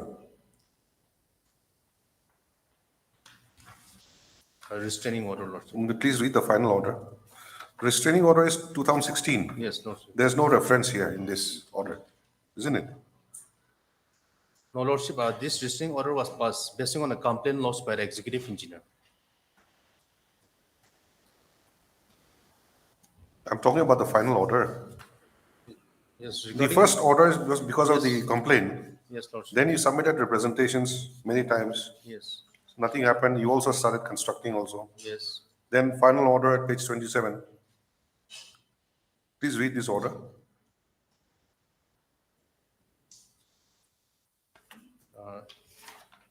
It is observed that despite the issue of order number so-and-so dated 17 November 2017, there are still some standing structures and newly constructed structures within the demarcated right-of-way of the two-lane Zaminu Kohima kilometer 40 to kilometer 72/400. This order is hereby issued that all standing structures within the demarcated row are to be removed within 15 days from the date of issue of this order, in default of which demolition of the same will be carried out without further notice. So how does one know that you have some structure standing there? No specific name is given. Yes, Lordship.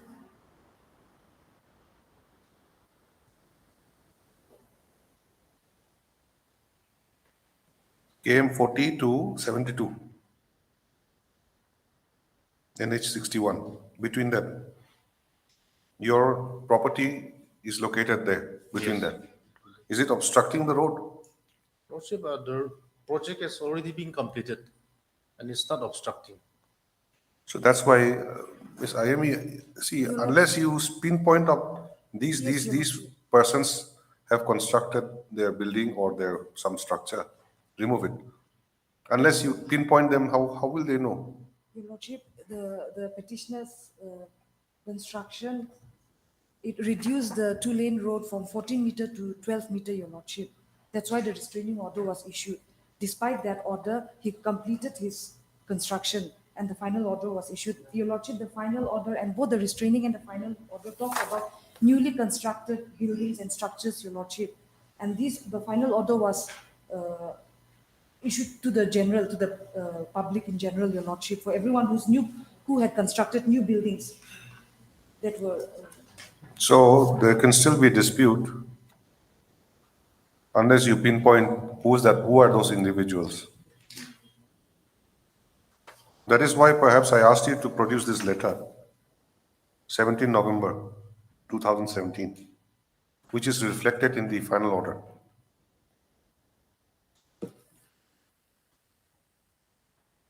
And 17 November, do you have a copy?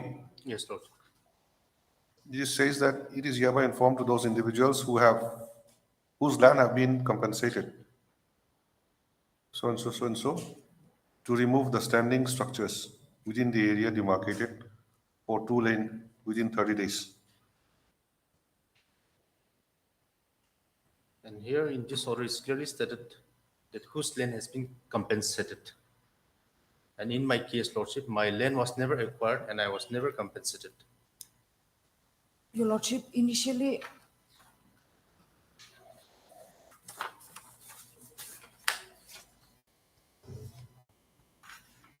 See, restraining order is specific. Petitioner and other person were, by name it was given. But the other orders does not spell out the names of anybody. So how will they know? And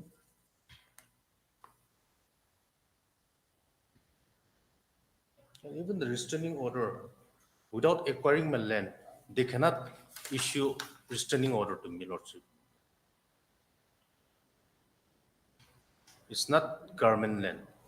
So what is the difficulty you're facing today, as on today? You have already constructed. Yes, Lord. You have occupied also. You just want that this restraining order and this final order to be set aside. Yes, Lord. Restraining order, I understand your name is there. Final order, your name is not there. Of course, it speaks about that area.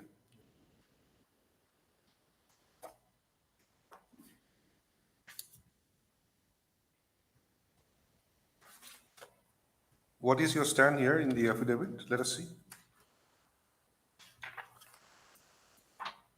Your Lordship, initially an undertaking was made with the village council Where? chairman. I have annexed it, annexure B, page Next. 17. These are the submissions of undertaking and meeting minutes in regard to widening of two-lane national highway. So as per the undertaking, the petitioner's village falls within Siminyu. This is at annexure B. Page 17. You're referring to page 17. Yes, Your Lordship. This is the undertaking submitted before the Deputy Commissioner. By whom? Undertaking made by the village council chairman. No, it's by the additional deputy commissioner. Yes, Your Lordship. So altogether, there were around 24 villages. Now petitioner's village falls under Siminyu, which is at page number 36, annexure B3.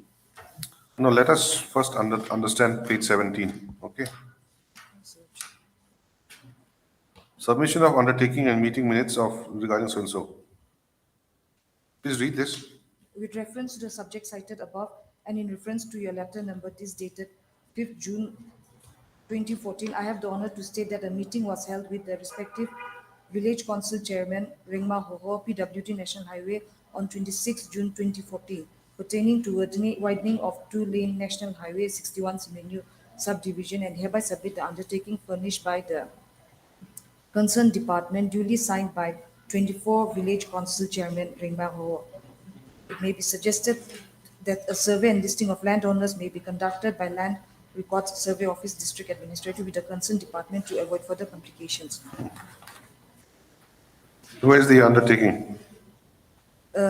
Page 36. So, Your Lordship, as per this undertaking, Why is it page 36? It is enclosed to this letter. yes, Your Lordship, because the others are pertaining to all the 24 villages.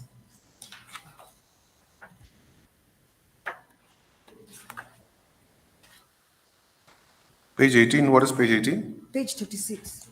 18 is the type copy. Yes, Your Lordship. Then 19 is the minutes. Yes, Your Lordship. Minutes by whom?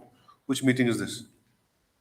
Meeting minutes on Second Lane National Highway that was held on 26 June 2014. Who are the participants?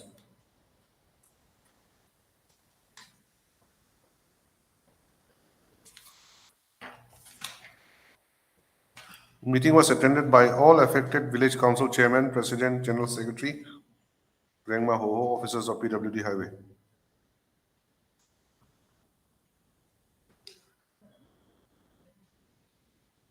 Then some rates were fixed also. Yes, Your Lordship. They agreed to donate their undeveloped land free of cost.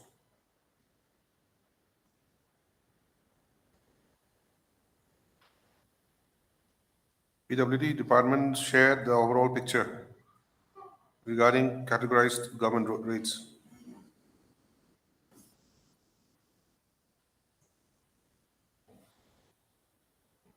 There should be good workmanship. Local laborers should be given opportunity. Stones, wood, so and so.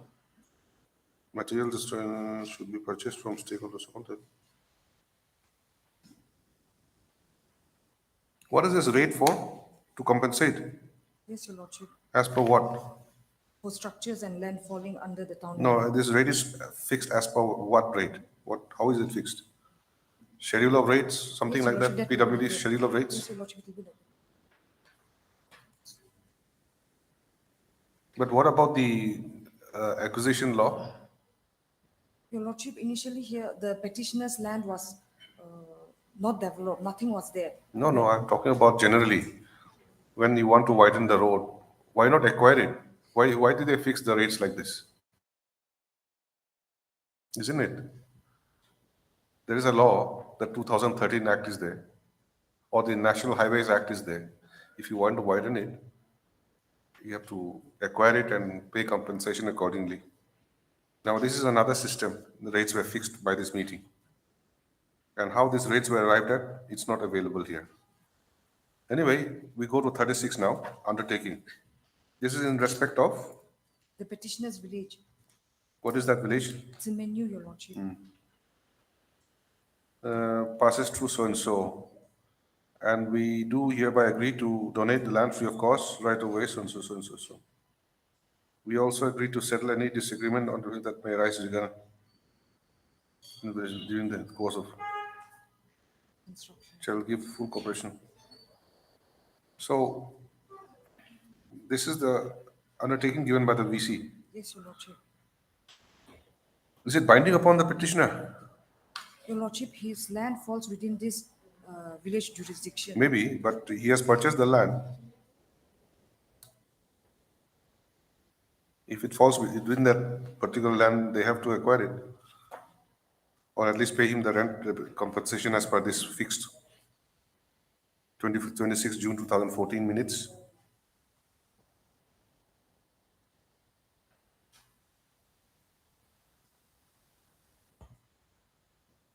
And when this notice was issued, notice or restraining order, was the village council also involved? Because undertaking is there. You could have very well say, DC or ADC could have said, we already have undertaking. Why this problem is created? Please solve this issue. As per your undertaking, you say that you will take care of any dispute. We also agree to settle any disagreement or differences that may arise regarding land availability and compensation within the village jurisdiction. So this order was also issued to all head GBs of village National Highway 2. Then, so anything happened between the VC and the petitioner in between? Nothing happened, Lordship. In fact, I have no knowledge regarding this undertaking executed between the respondent, state respondent, and the village council. Obviously, you're not a signatory here. Yes, Lordship. Generally, the VC has said that we will look after this because the road is being widened. Anything which comes within our jurisdiction, we will take care. Everything was done without my consent and approval. So in public interest, they have taken all this decision. But then here is a plot of land which petitioner has purchased. And he has been given the, what is that? That certificate? Land possession. Land possession certificate also. So if in any manner his land is falling in the right of way, then they should negotiate. See, we'll acquire some of your land. And VC also should have played an active role. But Your Lordship, at the time, his land was undeveloped. So when survey was also conducted, it was conducted in the year 2014. So his name was not there. And after verification and 2014. Yes, Your Lordship. Survey was done in 2014. Yes, Your Lordship. Where- And where- he constructed his building in 2016. That's why his name could not fall under the compensation list also, Your Lordship. Lordship, in fact, I've purchased the land the year 2010. That's what I've After seen. I've purchased, I've started to develop my land. 2010 purchase, and the GB has also given certificate, possession certificate in 2010. Then in the reply affidavit, there's one more, to whom it may concern. This was given on, where's that? The reply. That certificate, Page 8, annexure A, in my affidavit in reply. now this is 22, Yes. correct? But you are showing this 2010 possession certificate.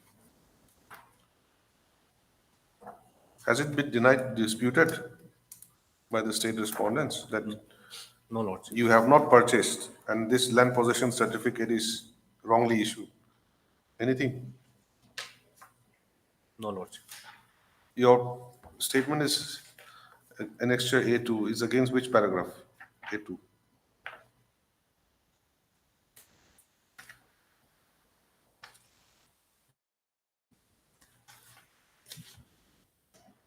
Paragraph 2. Paragraph 2. Then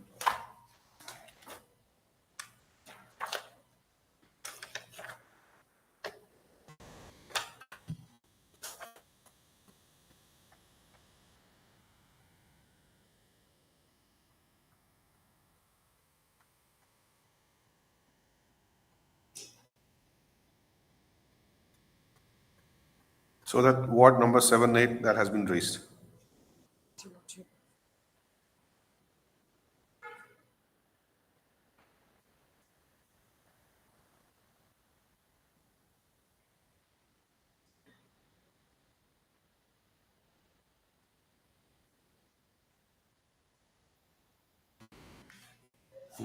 Non-registration of sale deed also has been raised.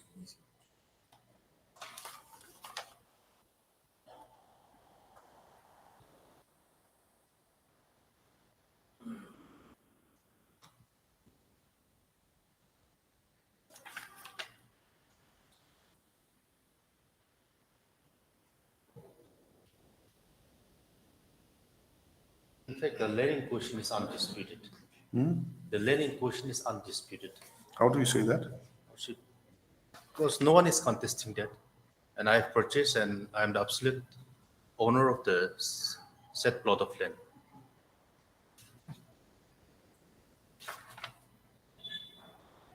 Since 2010.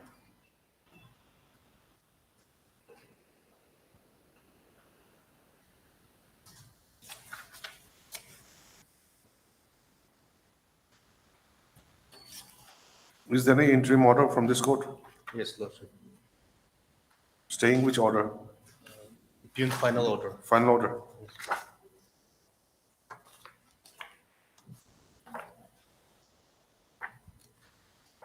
Ms. IME, what else have you stated in your affidavit? Your Lordship, the final address was not addressed to the petitioner in particular, but to the public in general.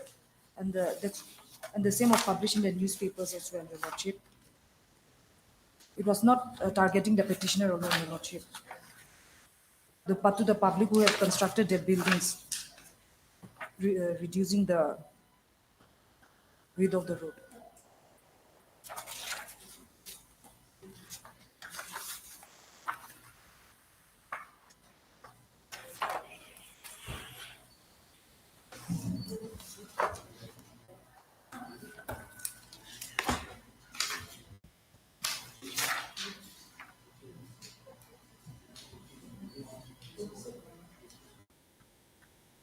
Anything else to submit? That's it, Your Lordship. Okay, we'll dispose it off. Please write down. This is item number 9. 9.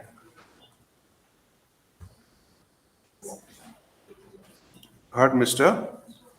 Isinglo. Isinlo. Yes. learned counsel for the petitioner, and Ms. A.I.M.E., learned state counsel appearing for the respondents. Stop next para. By filing this writ petition, the petitioner has challenged the order dated 5/7/2016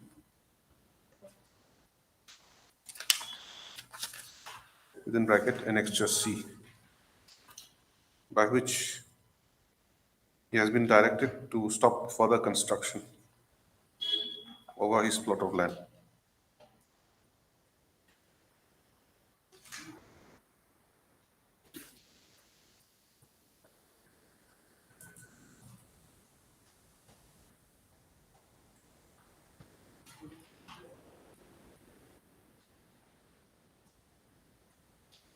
Which falls alongside the national highway. What national highway? There's a number, isn't it? National Highway 61. National Highway 61. What is the actually location?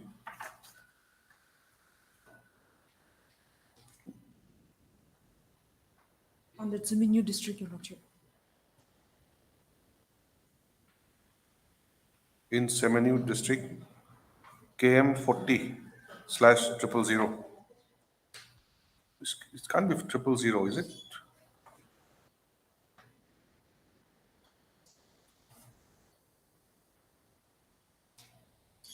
Miss IME, please come, just have a look at page 22, second paragraph.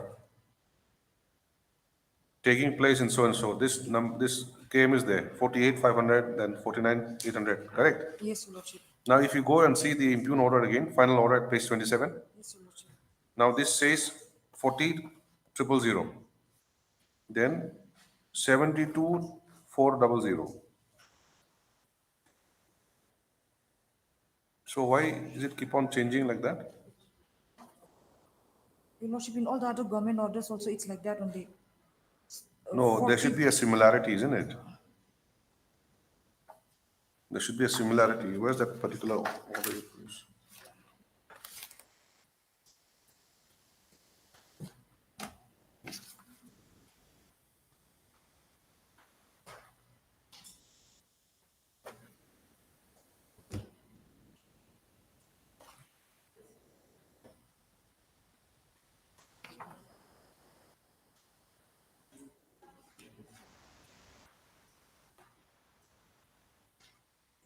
Okay, I said Seminyu district, no? National Highway 61.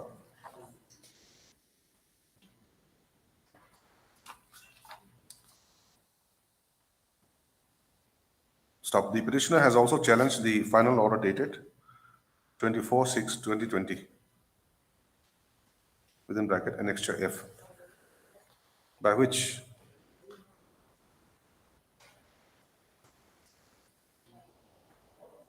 the Deputy Commissioner, Kohima, Nagaland,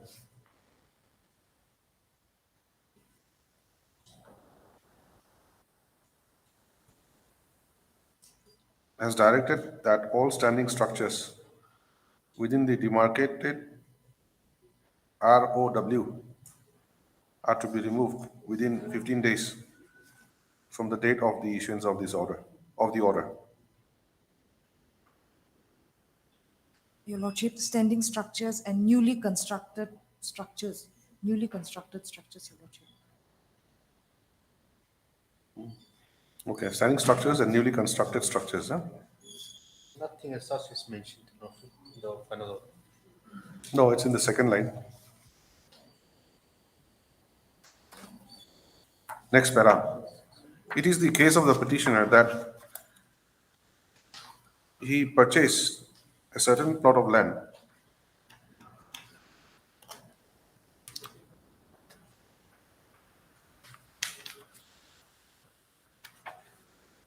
from one Sri P. Shalo Rengma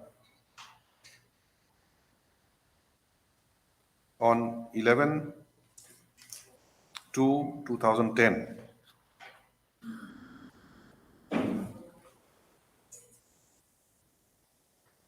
measuring 65 into 65 equal to 65 what? This is feet. Square feet. 65 into 65 equal to 4225 square feet. 4255. 4255. That is not what is indicated here. Come to page 14. Even page 18 also, same thing, 4225. From where you're saying 4255?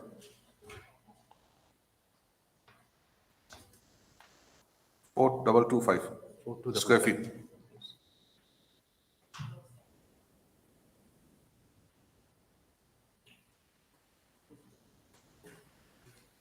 In Semenyu, New Town. Stop percent to the purchase of the land, comma the head GB on 11/2/2010 and also issued land possession certificate to the petitioner for the plot of land.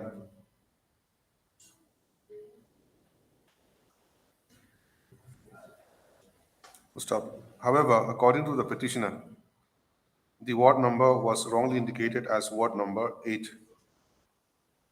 and it should be ward number 7 along the NH 61.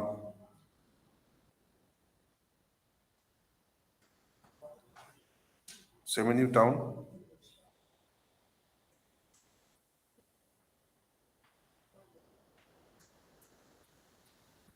Full stop. While the petitioner was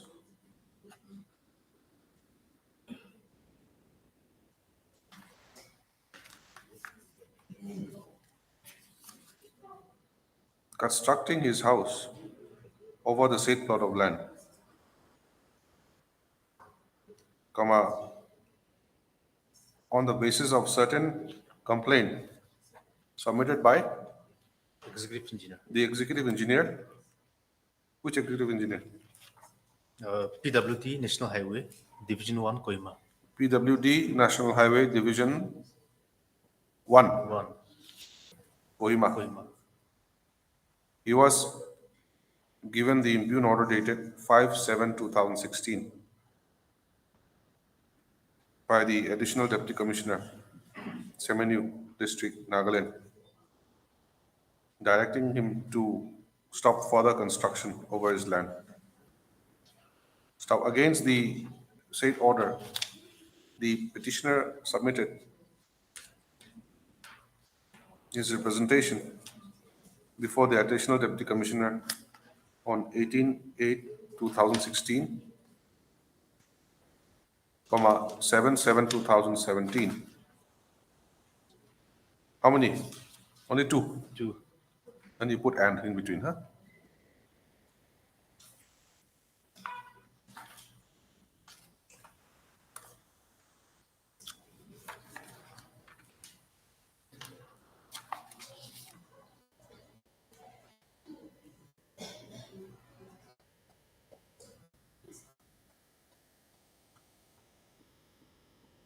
Stating that he was constructing his house over his own plot of land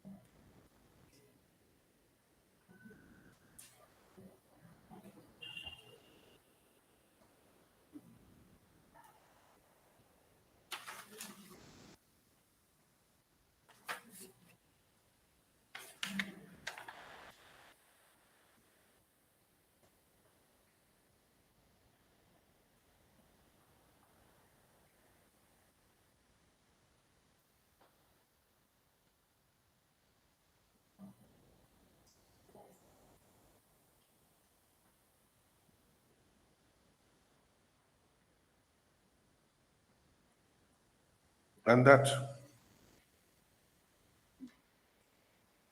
he had not received any compensation under the proposed construction of the two-lane national highway at Seminyu Town.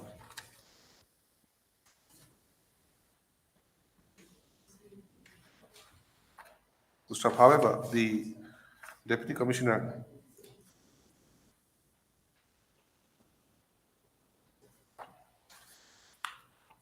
Kohima, Nagaland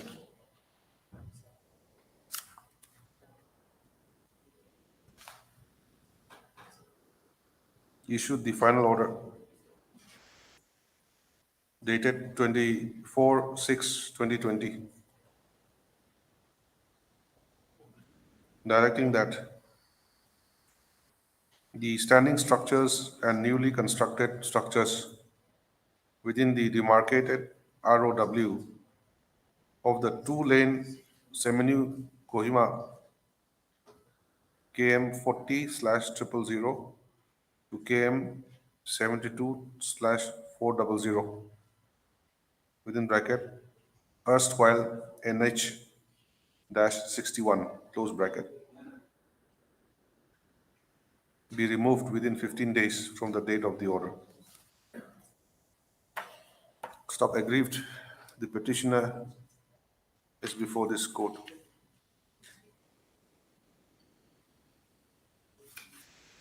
Stop. Mr. Hisinlo, Learned Counsel. Next para. Mr. Hisinlo, Learned Counsel, submits that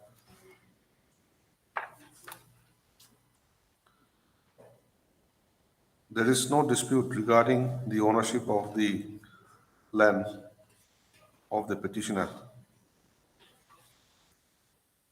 and the fact that he had purchased it from one Sri P. Shalo Rengma on 11/2/2010. Moreover, the head GB of Seminyu New Town had issued land possession certificate clearly indicating the area and location of the land. On account of certain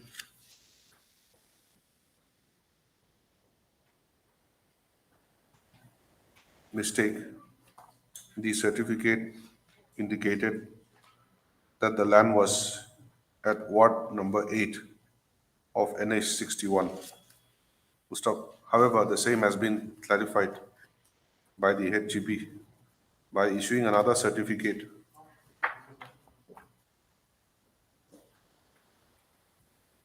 on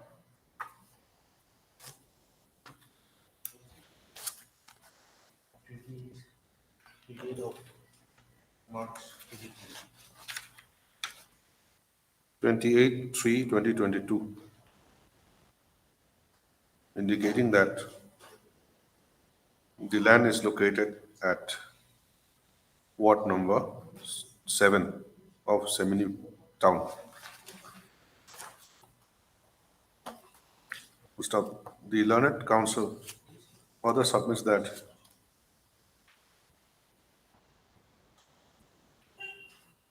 no compensation was paid to the petitioner in the construction widening of the National Highway 61 running through Seminyu Town. Any documents to that effect? Any evidence? No. It is not disputed. Yes, Lord. He therefore submits that the impugned order dated 5/7/2016 and the final order dated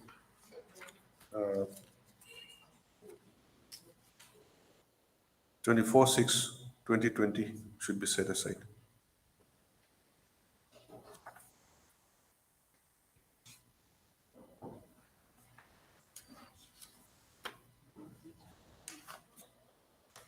Next para, Ms. AIME, Learned State Council.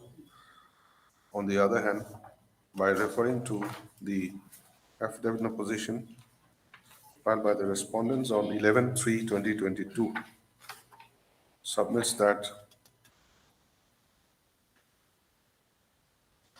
the village council of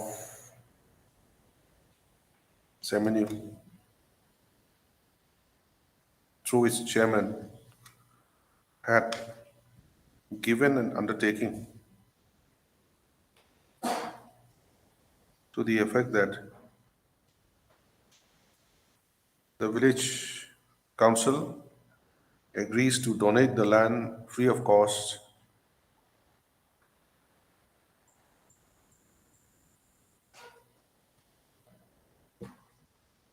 for the two laning of NH61.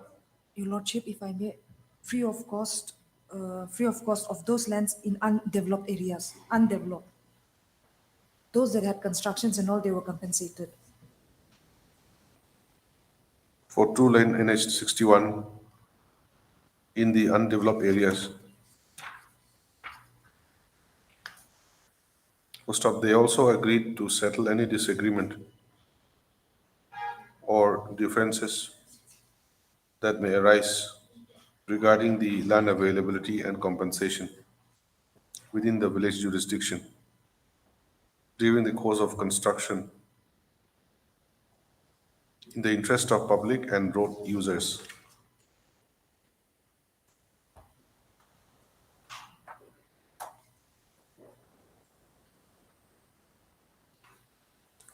She submits that, in fact, a meeting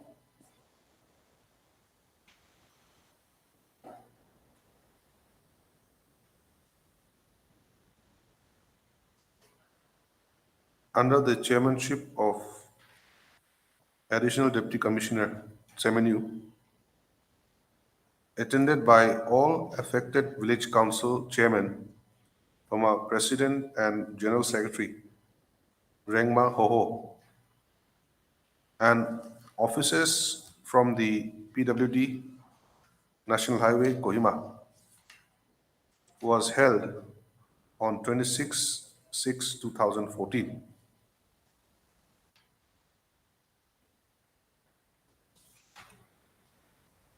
And it is pursuant to the said meeting that the undertaking was made by the concerned village councils, including the Semenu town,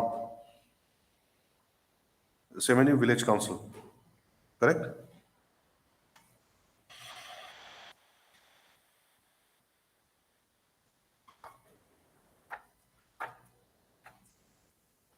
Gustav, the learned council further submits that the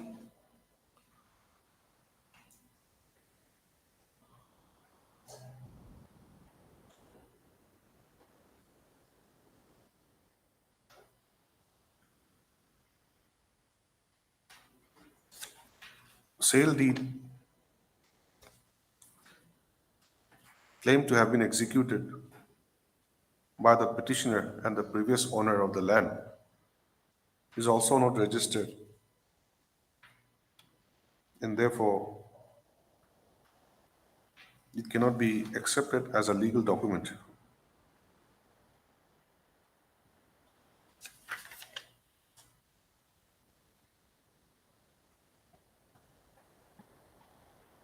Gustav, she submits that it's a widening, isn't it, the work? The widening of the highway was initiated after a survey and verification was done in the year 2014. Gustav, during the survey and verification, the petitioner had not yet constructed his building, but only after such survey and verification was done.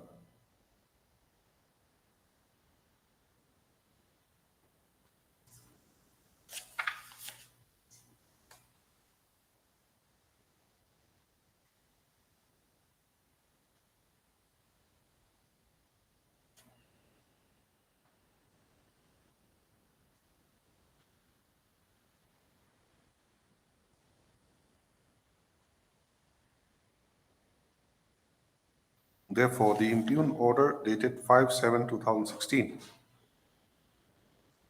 was issued not only to restrain the petitioner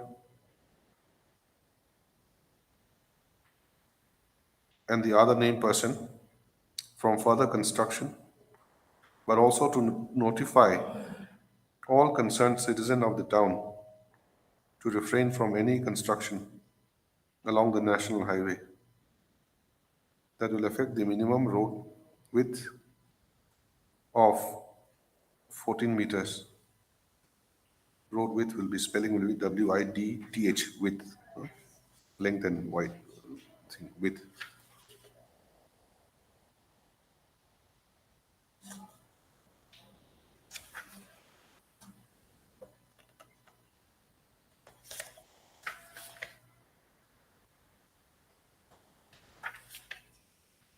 She therefore submits that the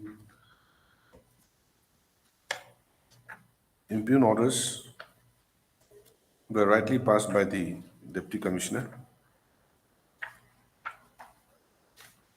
by the Additional Deputy Commissioner and the Deputy Commissioner, and the same may not be interfered with by this court. Next para, I've heard the submissions made by the learned counsels for the rival parties, and I've perused the materials available on record. Stop.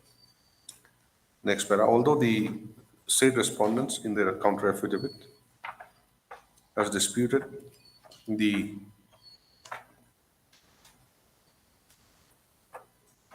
fact that the petitioner is the owner of the land in question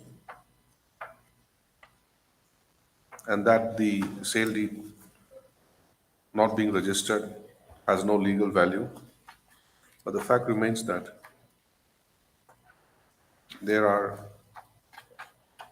no other materials on record to show that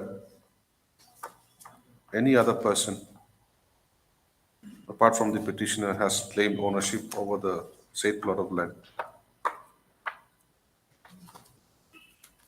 Stop. Moreover, the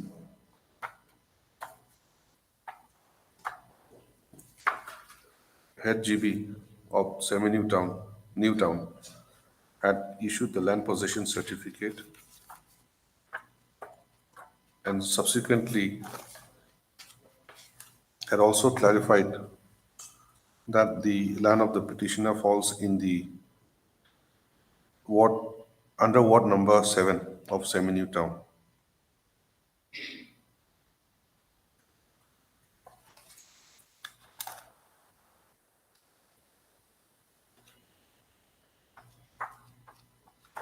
Stop. It is also seen that apart from the initial order dated 5/7/2016, the final order issued on 24/6/2020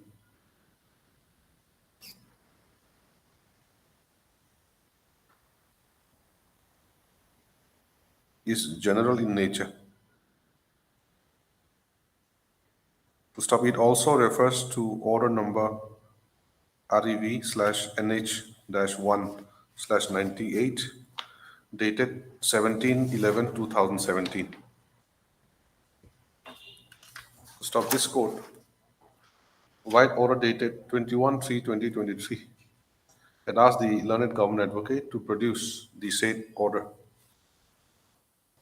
Stop. The order dated 17/11/2017 is produced today by the learned government advocate.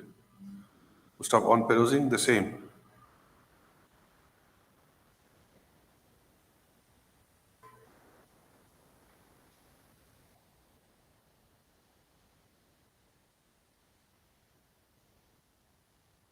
it is seen that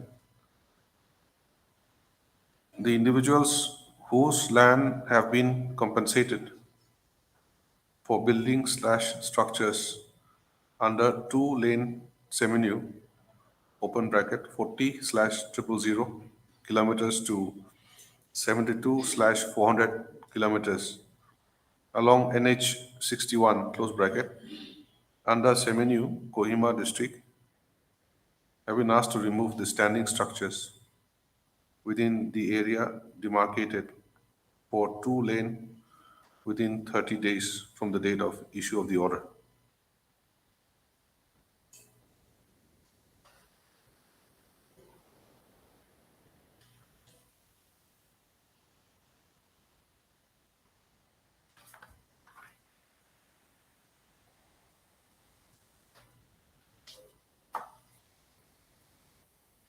Full stop. As for the petitioner,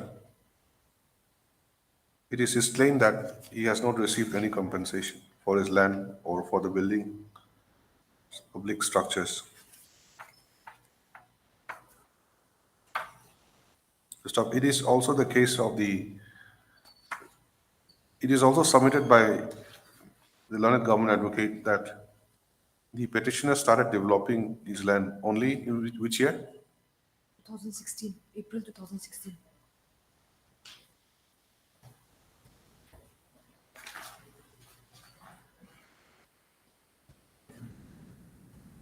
Then you cancel that. It is also, I wonder.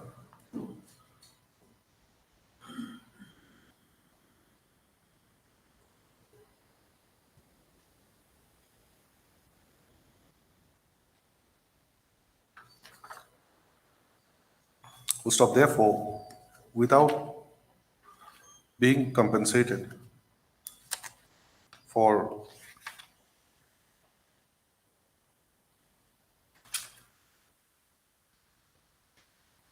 his land or a portion of his land,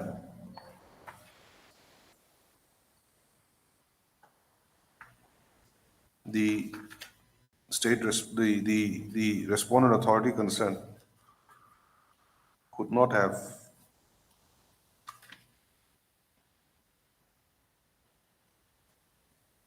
directed the petitioner to remove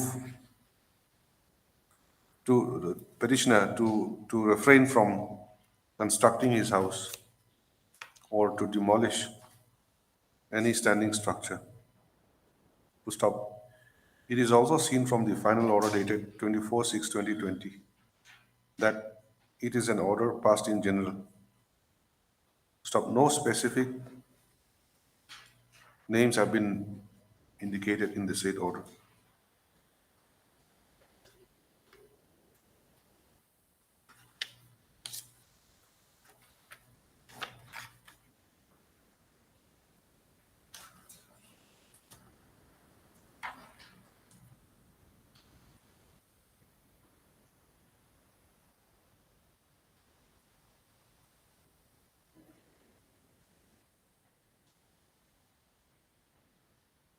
It is true that the right to property is no longer a fundamental right, but under Article 300, correct, of the Constitution of India, is it 300A?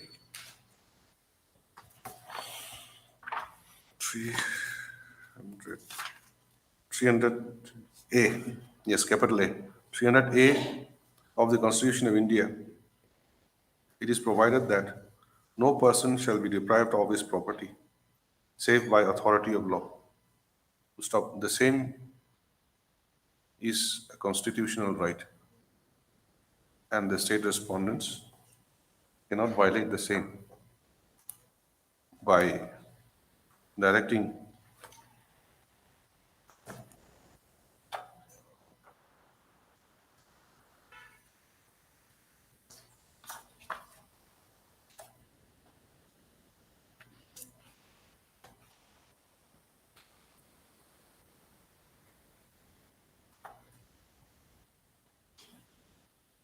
the petitioner not to make any construction over his land without acquiring his land as per the relevant laws. Stop. Next para, thus upon due consideration, I find that the impugn orders dated 5/7/2016 and 24/6/2020, insofar as the petitioner is concerned, is not sustainable, and accordingly, they are set aside. The interim order passed earlier on, do you remember the date?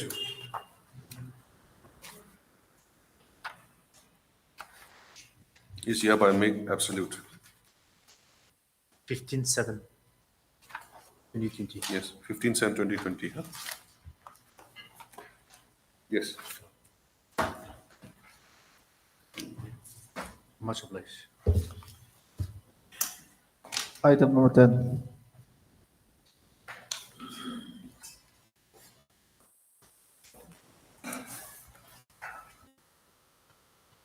May it please, Your Lordship. Yes. Lordship, the matter pertains to compassionate appointment, Lordship. The matter was heard on the 12th December 2022, Lordship. By this Honorable Court, an instruction was sought from the Government Advocate, Lordship. Please, Your Lordship. Yes. Lordship, as per court order dated 12/12/22, I was asked to seek instruction as to whether there is any office memorandum or notification issued by the government of Nagaland, which says that the said office memorandum no AR 8876 dated 19/4/1983 will apply in the case of commissioned appointment scheme as provided in the office memorandum no AR 8878 dated 79/2015. I would like to place this on record, Lordship. Your case is for what? Compassion appointment? Yes, Lordship. There's a scheme introduced by the state government, Lordship, in the year 2015, whereby the family member of the deceased entitled to be appointed on compassionate ground, Lordship. A ceiling of 50% has been reserved for all regular pregnancies arising in a year, Lordship. Now, this state has filed the affidavit. In fact, Lordship, this is the fourth round of litigation before this Honorable Court, Lordship. Who expired? The petitioner's father, Lordship. Huh? The petitioner's father. Father? Yes, Lordship. He was serving as NAG under Police Department, Lordship. When did he expire? In the year 2008, Lordship. 15 years has lapsed, Lordship. Did you submit application? Yes, Lordship. When? The month of February 2008. Okay, then?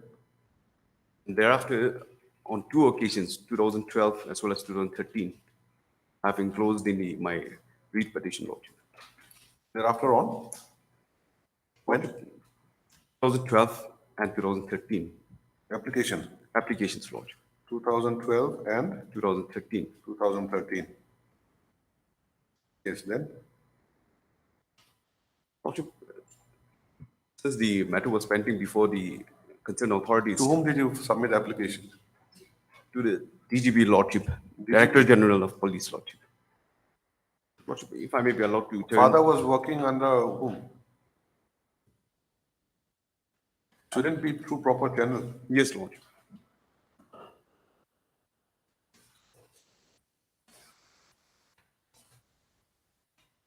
So why are you not considering?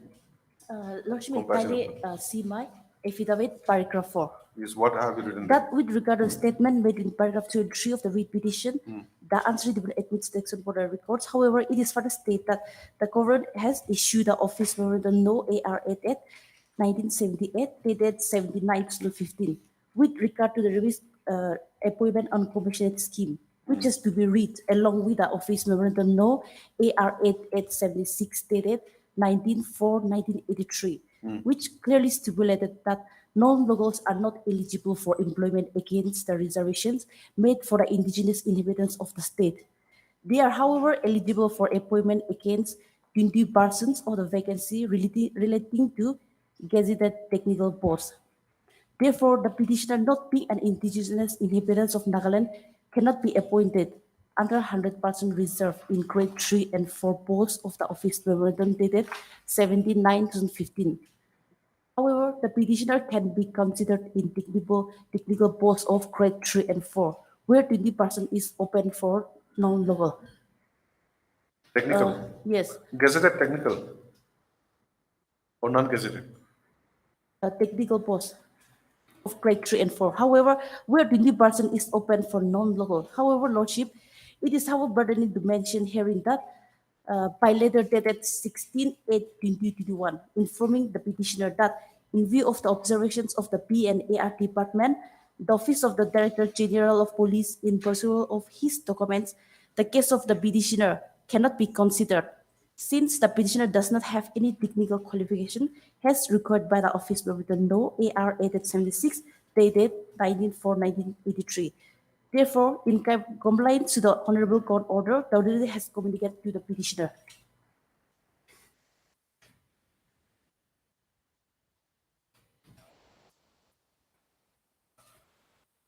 Where is that 1983 office memorandum Lordship, page 8, Annexure B.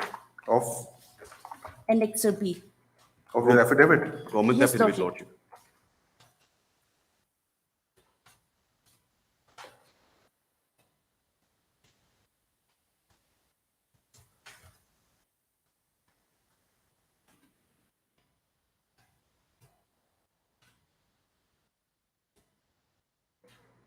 Yes.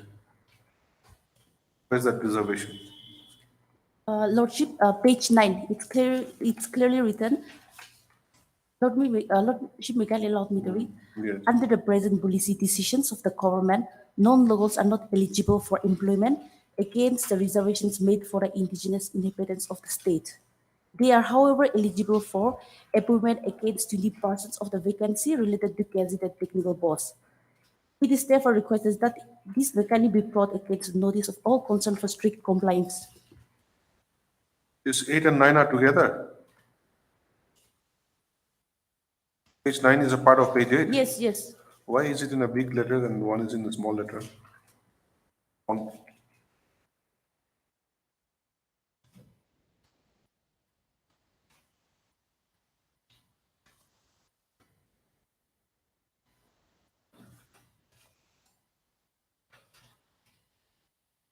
So what is the reservation for indigenous habitants?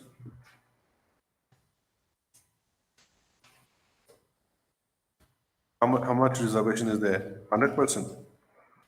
50% and non-digital 20%.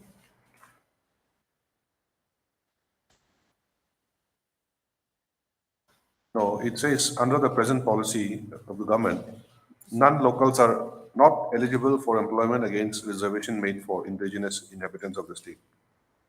So what is the reservation for the state?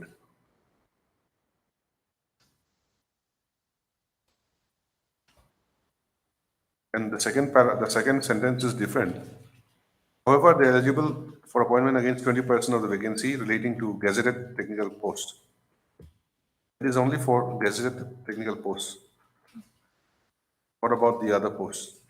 Grade 3, grade 4, non-technical.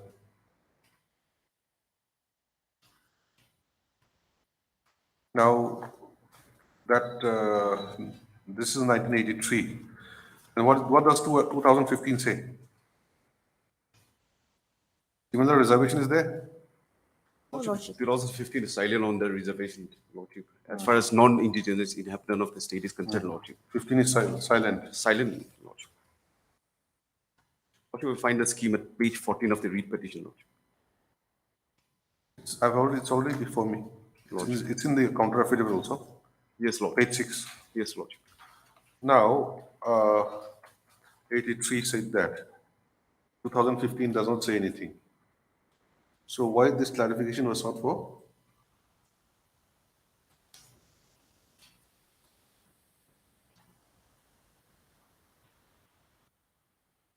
This contentious issue was raised, Lordship, as to whether this 1983 office memorandum will be applicable in the case of the compassionate appointment, Lordship.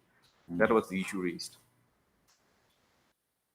However, as far as this 2015 for compassionate appointment. What is this 1983? This reservation is only for general category, Lordship. General No. 1983 office memorandum is regarding the compassionate appointment scheme. No, Lordship. It is for general appointment, Lordship. This is general appointment. Yes, Lordship. So whether this will apply for compassionate appointment also? Yes, Lordship. Will it apply?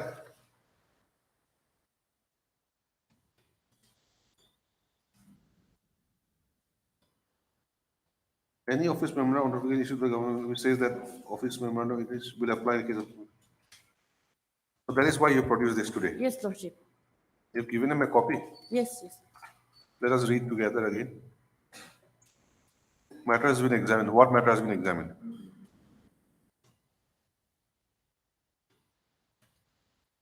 Please read. Their department, organizations, and method. Is it from the second para straight away? Office memorandum? The Office Memorandum No. AR 8878 dated 17/9/2015 regarding Revised Compassionate Above Scheme may be read along with Office Memorandum No. AR 8876 dated 19/4/1983 regarding reservations of posts of all categories in the state of Nagaland. Office Memorandum No. AR 8878 dated 17/9/2015 does not speak about any categories of persons who can benefit the compassionate above scheme. However, Office Memorandum No. AR 8876 dated 19/4/1983 clearly says that the grade 3 and 4 posts are 100% reserved for the indigenous inhabitants of the state. Whereas the applicant Sri Muhammad Abdul Hafiz Chaudhry is not an indigenous inhabitant of the state, he cannot be appointed under the 100% reserve in grade 3 and 4 posts. However, there is a gray area where his case can be considered in technical posts of grade 3 or 4, where 20% is for open category. This is the approval of the Principal Secretary, Personnel and Administrative Reforms Department. Now this speaks about 100%. That is why I was asking you, what is the percentage?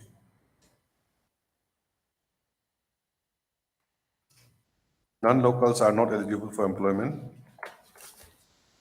Hence, reservation made for indigenous inhabitants of the state.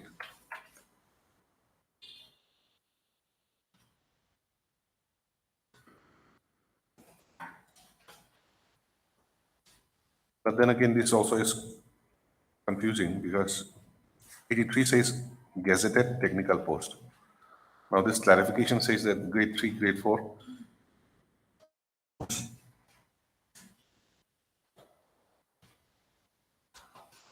Grade 4 technical post, can it be gazetted? Grade 4, no, Lordship.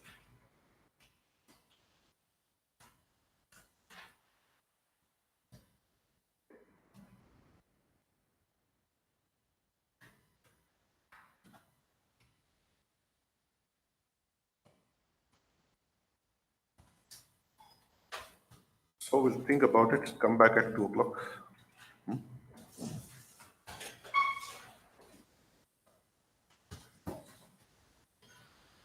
Demolition, Lordship. My Lord, I may be allowed to make a mention. My Lord, item number 31 from the supplementary list. Yes. My Lord, if this can be listed again on 18th of April. All right. So for the petitioner, My Lord. as paid for by the learned counsel for the petitioner, list the matter again on 18th of April. My Lord, I may also be allowed to mention item number 25. 25. Yes. As per the office note 27/3/2023, the notice on respondent number 2 is still awaited. So if this can be listed after 2 weeks again. List the matter again after 2 weeks, awaiting service report from respondent number 2. Obliged, my Lord.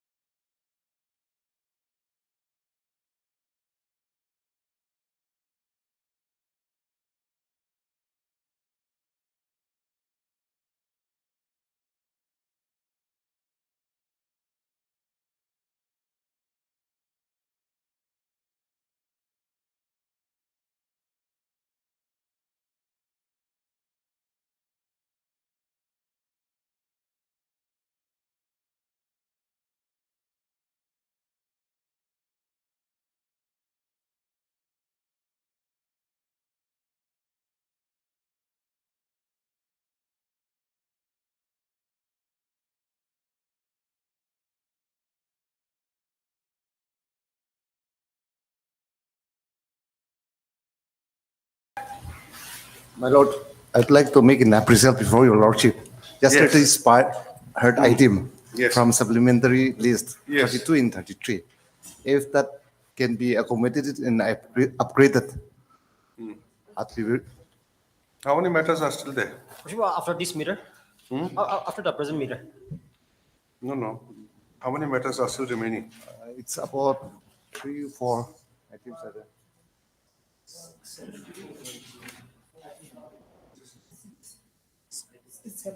Seven items. Let us complete these matters first. Yes. All right. In fact, I've more or less heard both sides yesterday. We just wanted a short reply, that's all. All right. You please wait. We'll take up as a first hearing item, okay? Lordship, Lordship, on the joint prayer, item number 27. Yes. Lordship, on the joint prayer, let this matter come up after a week. All right. On the prayer made by the parties, list the matter again after a week for hearing. Much obliged. Please, Your Lordship. Lordship, if I may be allowed to make a mention of item number 26, Your Lordship. Yes. Lordship, here, as per the office notings dated 24/1/23, Lordship, service report on respondent number 1 to 5 is still awaited, Lordship. When did you take steps? Lordship, on 20 January 23, Lordship. Respondent numbers? 1 to 5, Lordship. Okay.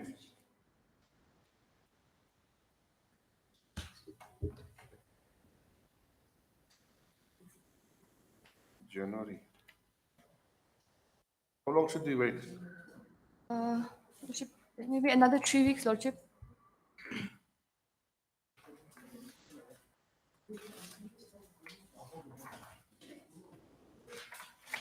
Some of the addresses are in Delhi and Gauhati also, Lordship.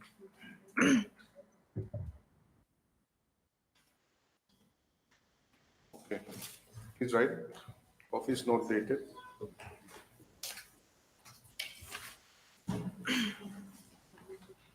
There's no, okay. This right. It has seen that the service upon the respondent numbers 1 to 5 is not yet effective. To stop, since notice was sent on 23/1/2023. Matter stands adjourned for 3 weeks Lordship, if the interim may continue. to await the service report from the said respondents. Interim order passed earlier to continue. Much obliged, Lordship. May I please, my lord? Yes. Lordship, if I may be allowed to make a mention, item number 30 for hearing list, in a hearing list, your lordship. If this matter can be listed after 2 weeks, my lord.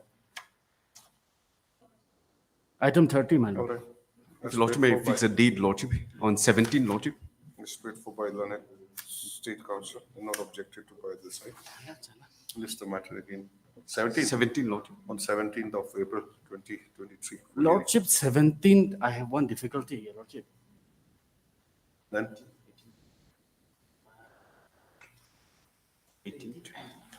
On 20, my lord? 20. Make it 20. All right. Deeply obliged, my lord. May I please, Your Lordship? Yes. I'd like to mention item number 16, Lordship. Let the matter be called. Please wait. All right. Otherwise, there's no point sitting here. If you want dates, somebody else can give you dates. Please wait. Now, this matter, where's the council? Why don't you file this by way of an affidavit? Because this issue is a bit important. Whether they're entitled or not, we'll see. Please write down, in terms of this court's order dated 12/12/2022, Learned State Council has obtained instructions and she has produced the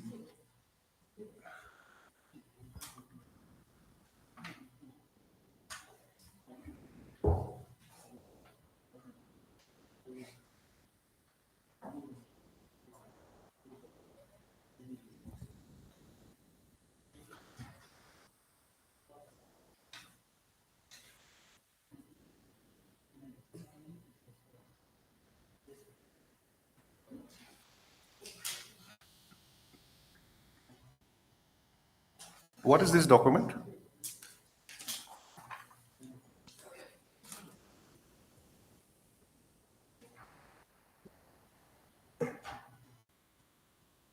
How do you describe this document? Notification, Lordship. This is not notification. This is the interdepartmental, some observation of the Observations, yes. DPNR. She has produced the observation made by the PNR department. Full stop. Not full stop. Dated before that, you right? PNR department through its additional secretary. Dated 28/4/2021. Full stop. Let the instructions be filed by way of an affidavit. Matter stands adjourned for a week to enable the respondents file an additional affidavit just after 1 week. Lordship, in that case, if it can be listed for admission hearing, Lordship, on 17, Lordship. They'll fix a date after 1 week. Lordship. Are you pledged? Yes. Item number 16. 16, yes, come. Mr.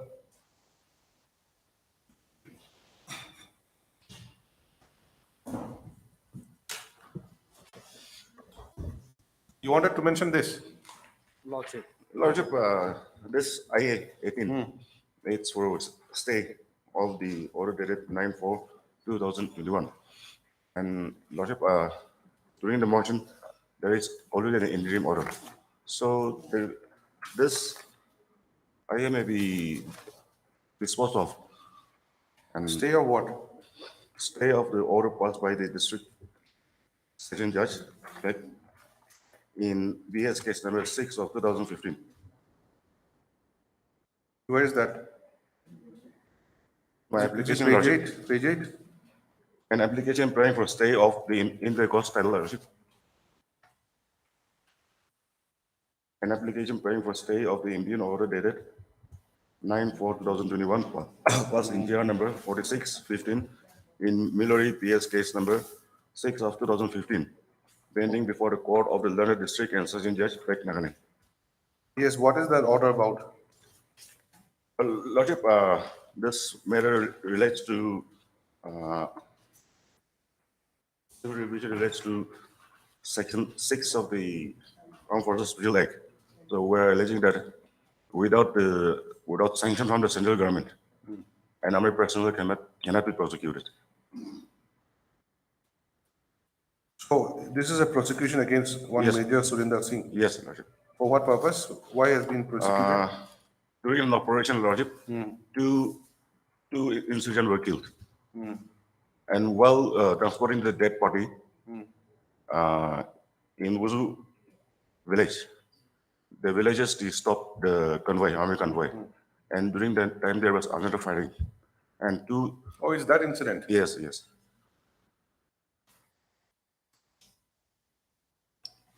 Since I pray that since there is already an interim order, so let this either be disposed of and civil revision be heard on merit. Revision is against this particular order? Yes. 9/4/21? Yes, yes. And even the lower court record is also here. Lordship.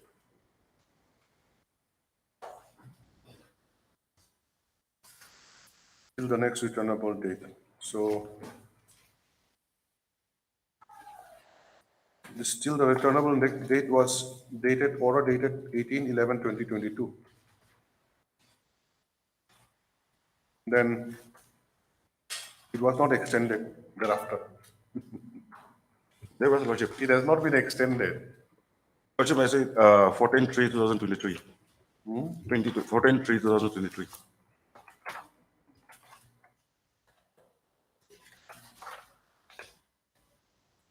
There was some gap in between.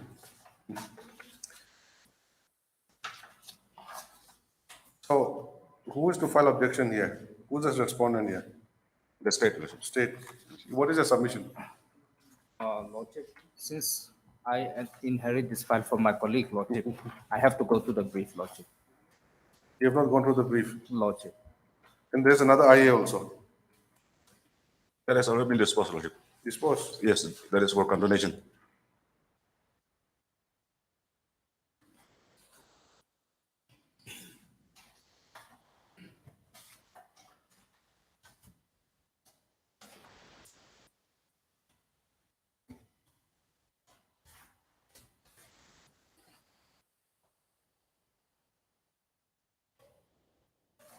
So what is your submission? Only that you have just inherited the brief, that's all. Lordship. What to do with this? He says that it may be made absolute pending disposal of the appeal, revision petition.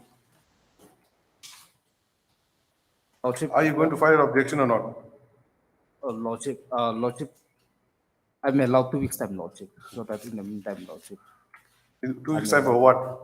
To get a necessary instruction, Lordship. Since I get this brief only today, Lordship. So I have And the record has come?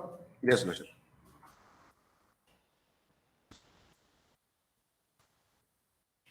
For us, Lordship, the matter can be listed after a week for hearing, if the record.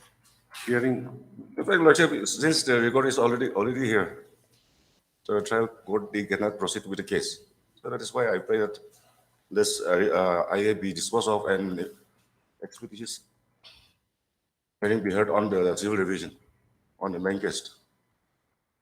Mr. Gauhati, please write down. Learned CGC appearing for the applicant, stroke petitioner, submits that the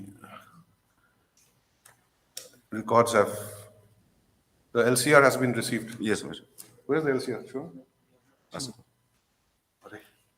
From where are you making submission? I was told by the Okay, that's paid for by Mr. P. Zimomi, learned public prosecutor, appearing for the state. Matter stands adjourned for a week. No. After a week, let's see.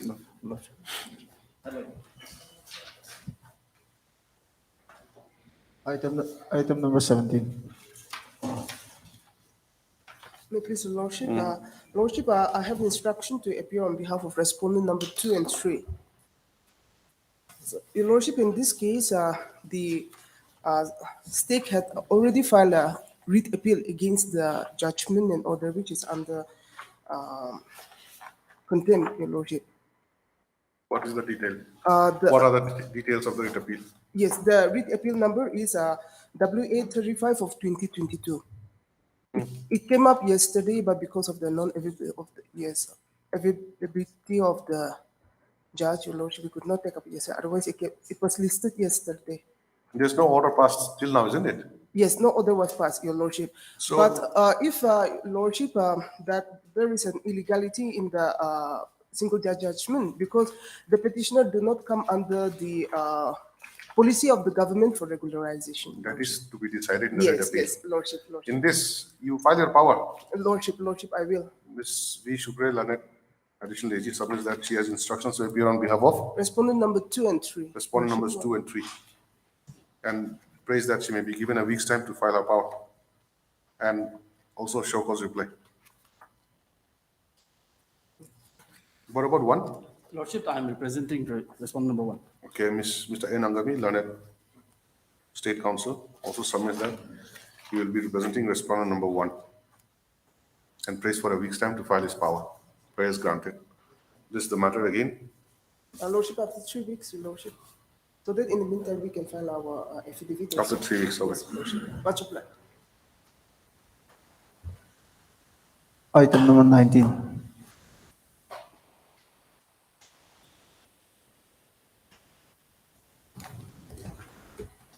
May I please, Your Lordship?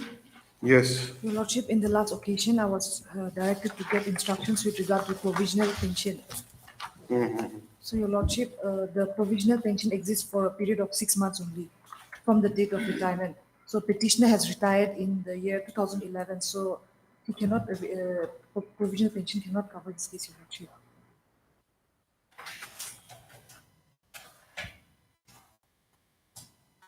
Provisional pension is given for 6 months. Yes, Your Lordship, it exists for a period of 6 months from the date of, counted from the date of the retirement. Okay. But for the petitioner's case, he retired in 2011. So now it's not applicable in this case, Your Lordship.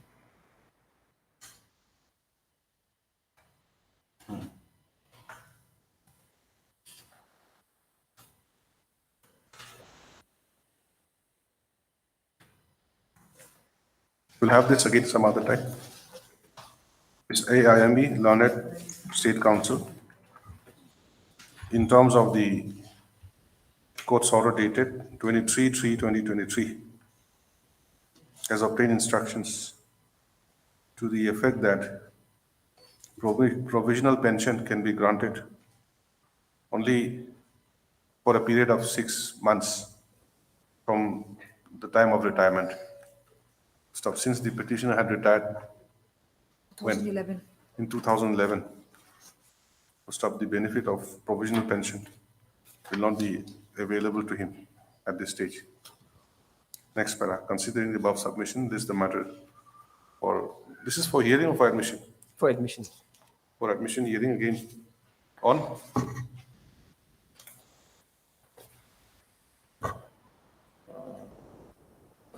An early date may be fixed.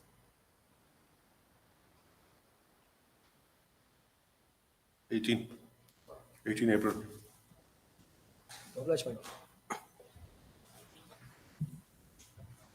Item number 21.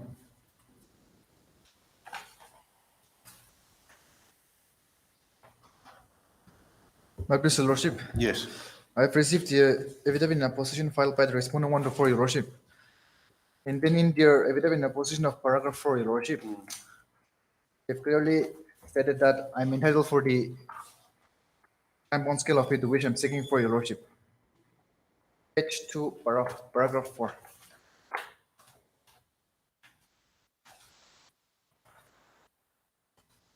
May I read, Your Lordship? Yes.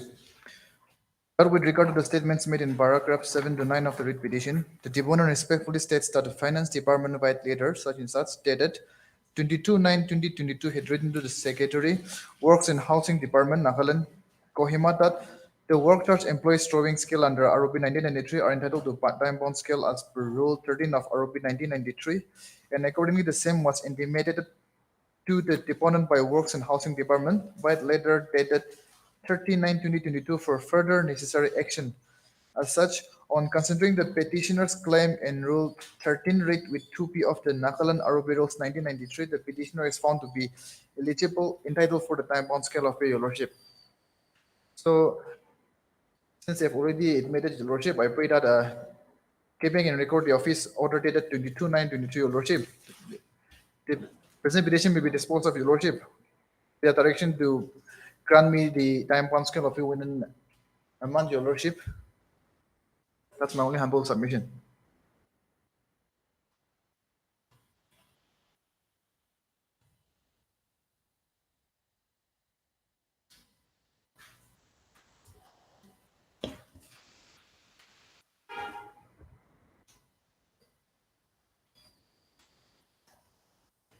Who is the deponent here? Yes, Lordship. Deponent, who is the deponent? ENC? ENC. Yes, Lordship. ENC.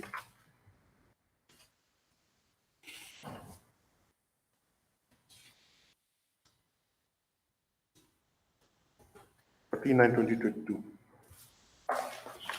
But where's the annexure? Is it there? Yes, Lordship. Page 4 of the affidavit in opposition. Let us first see number, page 4. Yes, Lordship. May I read, Your Lordship? Yes. To the Secretary Works and Housing, Nagaland, Kohima, subject WBC 178 key of 2022. Sir, I am directed to refer to the subject stated above and forward here with a copy of the letter number dated 13/9/2022 received from Ms. S. Mary, Additional Senior Government Advocate, Gauhati High Court, Kohima Bench, for submission of otherwise comments. It may be noted that the work charge employees drawing scale B under ROP 1993 are entitled to time-bound scale as per Rule 13 of ROP 1993. The department is requested to submit otherwise comments directly to the Government Advocate at the earliest. And then on the next page also there's a office letter written by the Joint Secretary to the Government of Nagaland to the Engineer-in-Chief NPWD, subject WBC 178 key of 2022.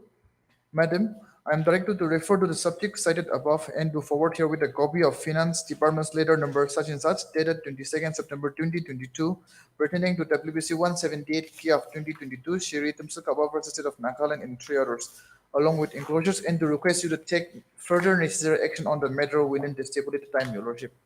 Let us see your writ petition now. Yes, Lordship.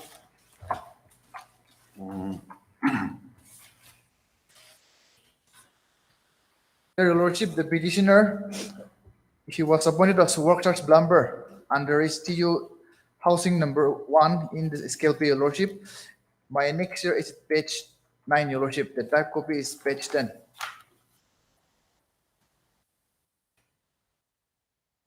Government of Nagaland, Office of the EA, BWT Housing. See, come to the synopsis. Is this good enough? Yes, Lordship, this will do, Your Lordship. The petitioner by office order dated 7/10/1997, passed and issued by the Executive Engineer, PWT Housing, Division number 1, Kohima, Nagaland, was appointed as work charge plumber under Subdivision Officer, PWT Housing number 1, Kohima, and the scale B of rupees such and such per month. Having served for 15 years under the department, the petitioner's service was regularized by office order dated 12/11/2012. But time-bound scale of pay was not granted to him, to which he is entitled due, as per Rule 13, read with Rule 2B of the Nagaland Service Revision of Pay Rules 1993. Representation dated 27/6/2022 was submitted to the Chief Engineer, BWT Housing, Nagaland, Kohima, but no steps has been taken. Your Lordship, that is the Yes. issue. Mr. Angami, what do you say? Lordship, since in the affidavit we have already stated that the petitioners are entitled to time-bound scale of pay under the ROP Rules 1993. Can be disposed of? Yes, it can be disposed of, but Your Lordship. How much time? No, it can be disposed of. However, Your Lordship, in the order, we have also in para 5, we have also stated that the case of the petitioner shall be considered on the basis of the prevailing rules. Para 5? Para 5 of our affidavit in opposition. So if this also can be taken into consideration by disposing of the matter, Your Lordship. Obviously, as per the prevailing rules. Yes, yes. Otherwise, if there's no rules, how can he be considered? Lordship. But you have admitted here that he is entitled to the Finance Department. Yes, the Finance Department. Since the petition is drawing the ROP 1993. Okay. Please write down item 21. Heard Mr. Supamwati Walling, Learned Counsel for the petitioner, who submits that the petitioner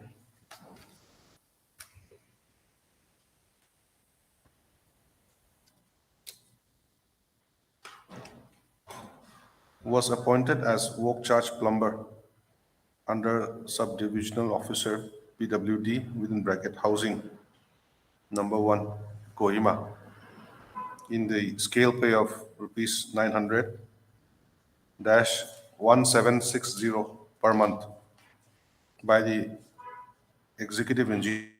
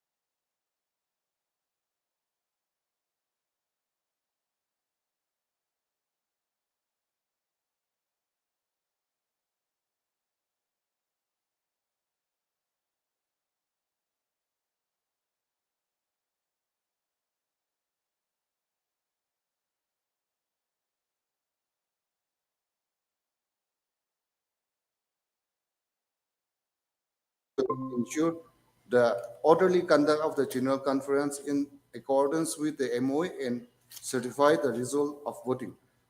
Further, the list of the office bearers so elected, selected along with the updated rules with latest amendment shall be filed with the Registrar of Society within 14 days of the General Conference in compliance with the Section 4 of the Society Registration Act 1860. So that is the finding given by the Registrar of Society and the judgment referred by the Registrar of Society. It is reflected at page 78 of my affidavit at para number 9, my lord. Para number 9. Page? 78 of my affidavit, and the relevant para is at 9, where the Registrar of Society has reflected. When there is no such provision, then the party has to go for a test. So if your lordship allow me, then I would read this paragraph. It may be mentioned that a similar issue has been dealt in the Rupatan Education Society Metric and CA number 412 of 2021 in the Honorable Supreme Court of India, and the case of Swati Ulias Kirkar in other versus Sanjay Wallavakar in others. The Honorable Supreme Court had reaffirmed the order of the Honorable High Court of Bombay Goa Bench in the aforesaid matter, which, while upholding the order of the registrar directing to conduct election on the various posts of the said society, had relied upon the direction of the Honorable Supreme Court in the case of Bulbhai M. Chaudhary versus Gujarat Cooperative Marketing Limited, CA number 3047 of 2015 in Supreme Court of India, and had observed as under Bulbhai M. Chaudhary, I recall clinches the issue in the democratically constituted institution. The office bearers continues to hold the office during the pleasure of the members that have chosen those office bearers.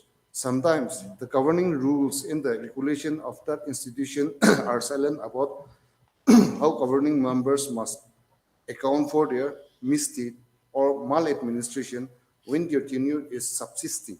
In other words, it is institutionally inherent that the governing member must administer the affair of the institution faithfully, honestly, and diligently. They should always remain accountable to the members of their omission in commissions, and the same reckoning the members' right to unseal this governing members is equally inherent in the scheme of things, despite no express provision so that effect says in the bylaw. So this is the judgment where the registrar has also clearly reflected in such a situation, in the present situation.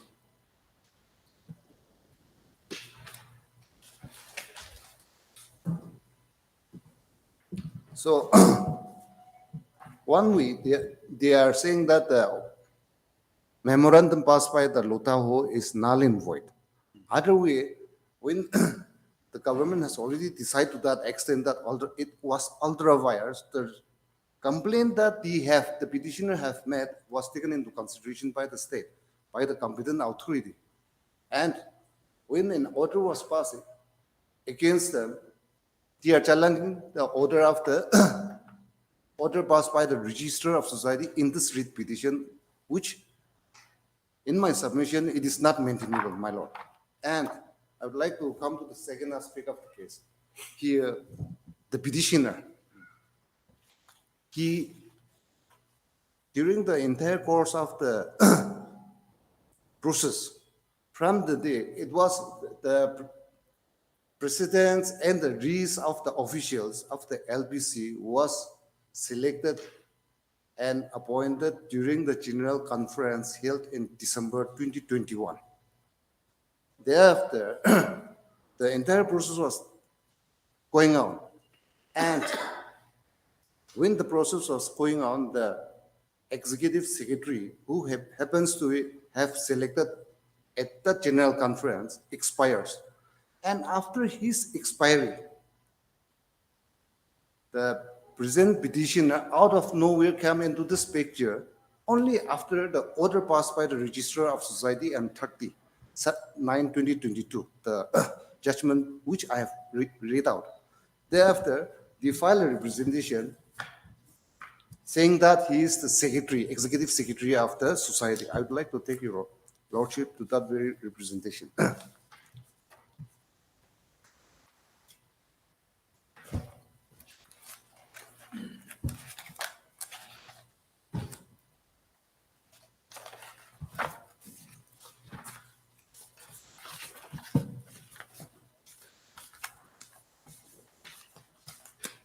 Page 79, my lord, after read petition. After read petition. And I share you.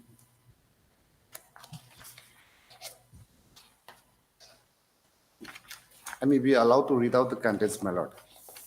Yes, who has filed this representation?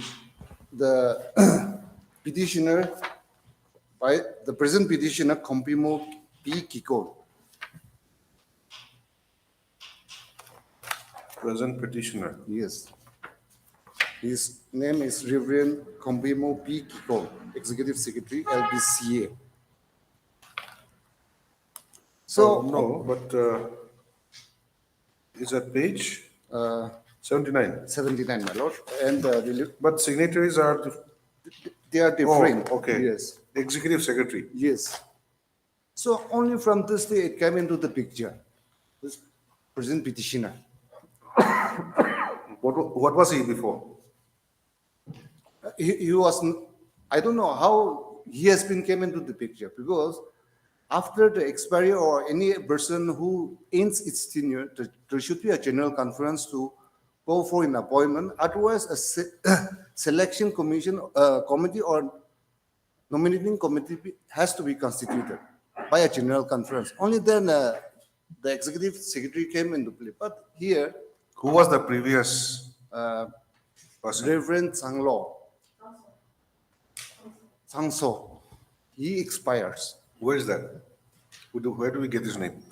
My lord, if your lordship would kindly refer to this, your first representation addressed to the deputy commissioner.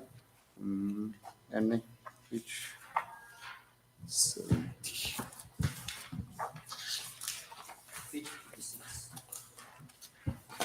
So sum and substance of 70. Sum and substance of what you're trying to say is that although it has been registered as a society, they have not been diligently following the provisions of the Societies Act. Yes. So on their own, they have been nominating someone to hold that post, and then also without calling for any general conference. Yes, my lord. Page? Page 70. 17. 70 of the read petition, my lord. And the name that is reflected is at page 71 on the left-hand side. So Yes. he was the earlier executive secretary. Reverend Dr. L. Sangso. Okay. So after his demise, how the present read petitioner in this case has come into play that nobody knows. So we are questioning about the locus standi of the petitioner, my lord.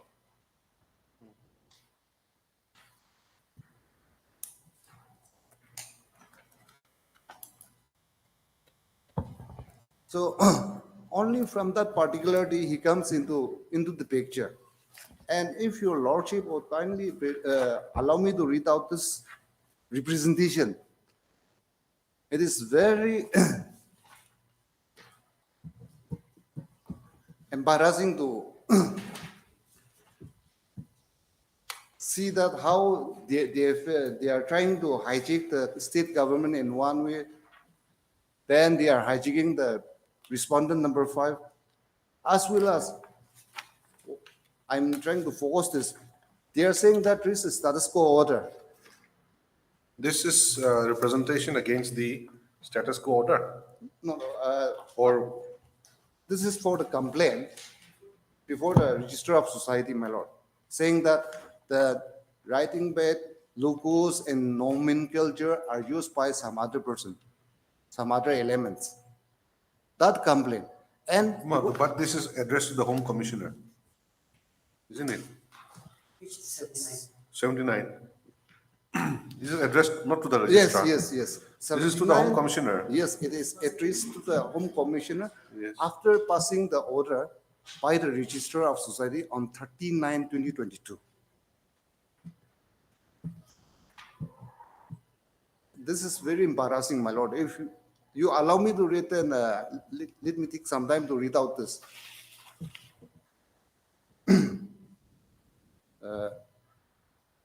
All right.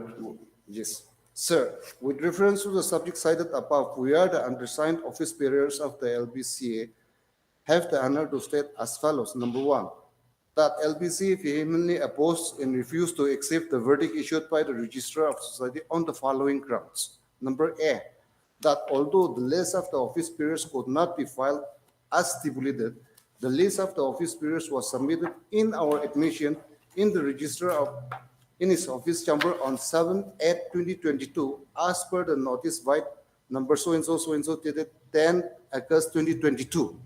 So if your lordship would kindly refer to that judge order.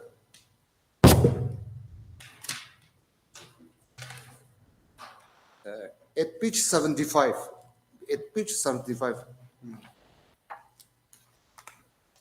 the office barriers are reflected only as at page 75, para 4.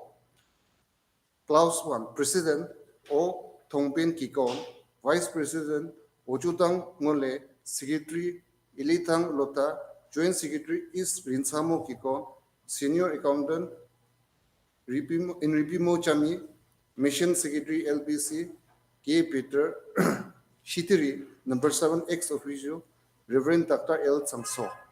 So these are the office periods, which the petitioner has given the submission on the day when he was summoned by the Registrar of Society. So from where the name of the petitioner has come into the picture and has acquired his right to file this writ petition. That's one aspect, my lord. And number B, I'm referring to the page 79P, that most existing society in Nagaland are not aware of the provision of the existing act, and the government of Nagaland has not provided a copy of the act to the societies for their awareness. No training seminars have been conducted so far by the government of Nagaland to educate the societies in Nagaland of the existing provision of the act, and LBC alone cannot be singled out and penalized. See, that is how embarrassing.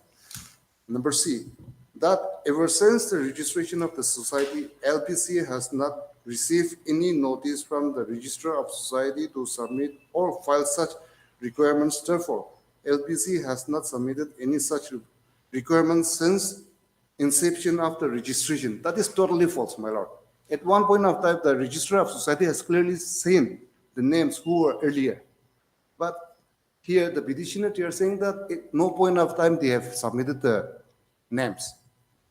Number T, that all that LBC has never received any notice from the Registrar to file the list of office bearers and the action of the delegates conference quoting relevant provision of the act. Number E, that since the inception of the registration of Lota Baptist Church Association as Society, LBC has never received any show cause notice from the Registrar of Society for non-submission, non-filing of the required document under the said act. Then number F, that granting renewal of registration indicates the society fulfill all criteria and condition. Therefore, the registration of the Lota Baptist Church Association as a society was renewed till 3/5/2024 by the registrar by so and so 15 February 2022. Number G, so far LBC has not received any penal notice for non-fulfillment of the criteria for continuation of the registration and or renewal of the society. Number 2, that the selection of the office periods of LBC was conducted in accordance with Article 5C1 of the LBC Constitution and duly approved by all the churches present in the General Conference at all Redeemed Baptist Church on December 12, 2021. Hence, the selection of the present office bearers is justified in legal. So here, the petitioner, he comes into the picture only on 1/10/2022, my lord. But here he is saying that he was, from this sentence, he indicates that he was selected or appointed at all RPM conference on 12th December, which is very misleading. See, Yes, my lord. the registrar has passed some order. Yes. Then if one is not happy with that, where should they go? They should file an appeal Before whom? before the registrar of society as per the provision. Again before the registrar? No, against in the appropriate forum. What is that for? So the ink is not too clear in the, but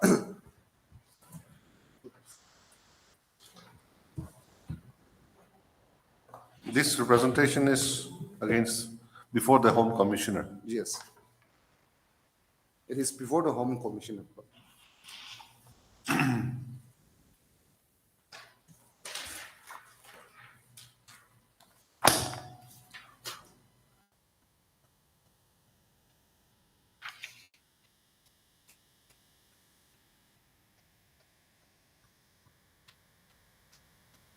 So That is not clear, eh? it is not so clear before whom the appeal has to lie. But What about the, as per the Societies Registration Act itself? it is not clear, my lord. It's not- Appeal? Doesn't it lie to the state government? No. There is no clear provision indicating who will be the appellate authority, my lord. How can that be? There has to be.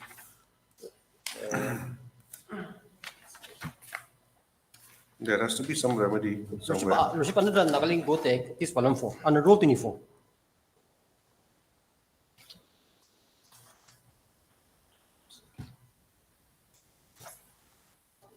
Lordship, under Rule 24.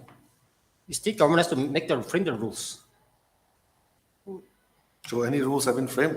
Lordship, this issue came up before this honorable court, before a division bench of this court, in the case of Nagaling Rifle Association. In that case, I think Lordship, if I'm not mistaken, Lordship was also sitting along with Justice Michael in that appeal case. Rifle Association. Nagaling Rifle Association case. This issue came up regarding the appellate authority in the case of Society Registration Act. Then what happened? Lordship, the finding of this honorable court was that since the state government, so far the state government has not framed the rules, the appellate authority is not functional. The appellate authority is not functional. So as to function the appellate authority, first the state government has to frame the rules. Without rules, there's nothing, there's nowhere to go. Yes, Lordship. So they can avail what? Lordship, yes, and the act, the rule is silent in that case, unless the appellate authority is appointed. The Home Commissioner was appointed as the appellate authority. But since in absence of rules, it's not functional. That was a findings of the division bench of this court. The Home Commissioner is appointed as appellate He's authority. appointed as the appellate authority.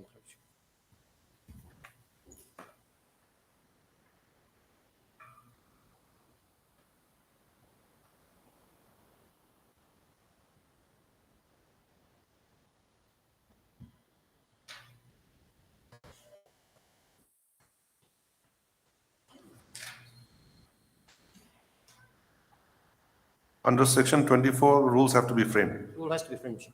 This is not- There's no dispute about that. There's no rules. Yes, sir.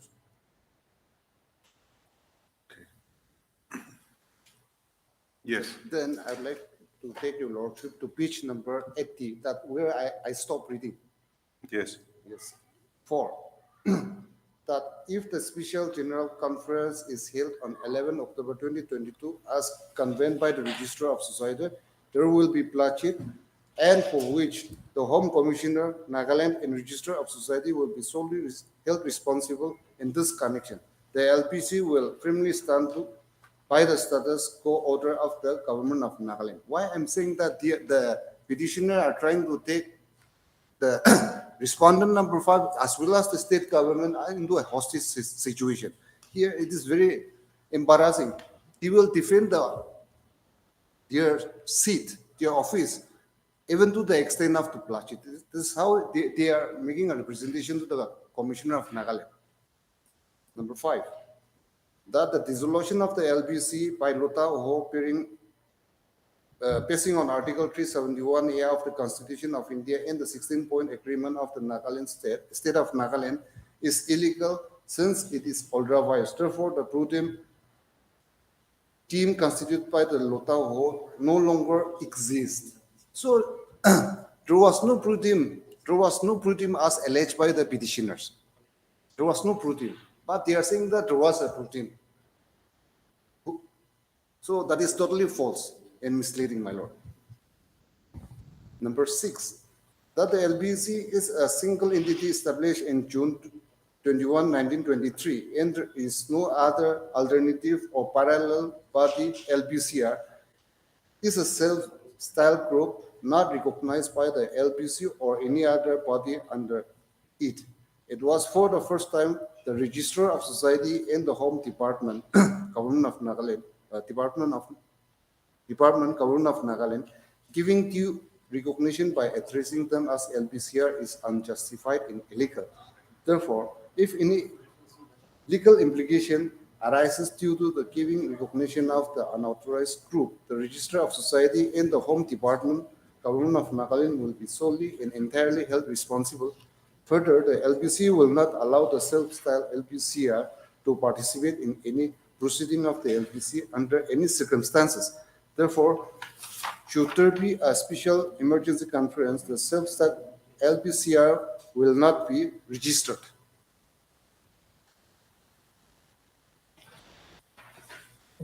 Number 7,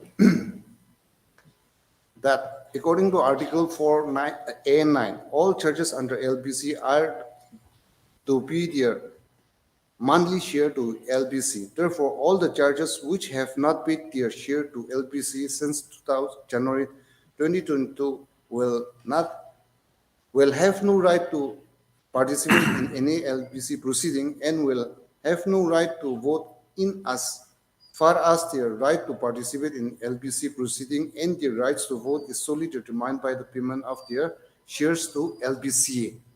Number 8, that the election of the office bearers of LBCR at Hachang Baptist Church, Sanis Town on 29 July 2022 should not have been put on record by the Government of Nagaland as the meeting was held under the Government of Nagaland order to maintain status quo and LBC set up prior to March 18, 2022. LBC requested the additional Deputy Commissioner Sanis White our letter number so-and-so dated 28/7/2022 to prevent the conference basing on the aforesaid status quo order of the Government of Nagaland, but the conference was allowed. 9. The LBC also represented the additional Deputy Commissioner Sanis to nullify the emergency conference of the unauthorized group White our letter number so-and-so dated 30/7/2022. But no action was taken and the government failed to execute its own status quo order. Number 10, that LBC being a Christian organization, no provision for confidence motion, strength test, referendum, etc. has been set in our constitution. Likewise, since its inception, LBC has not created or set any such precedents giving bad image to the Christian organization.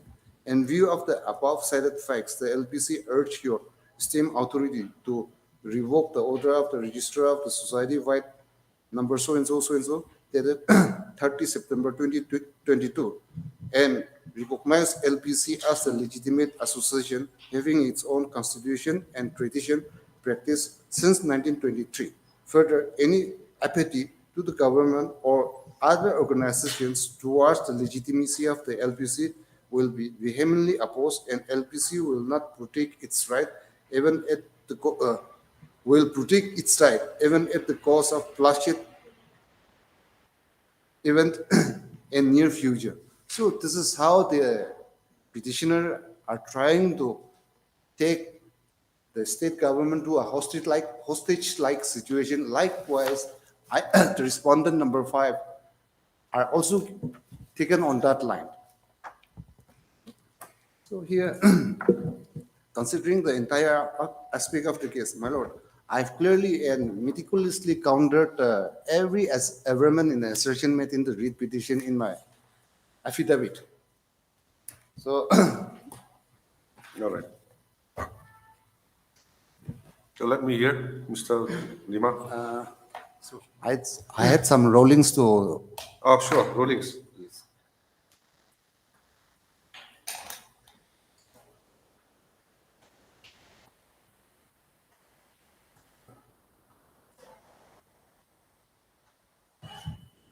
On which point? Considering the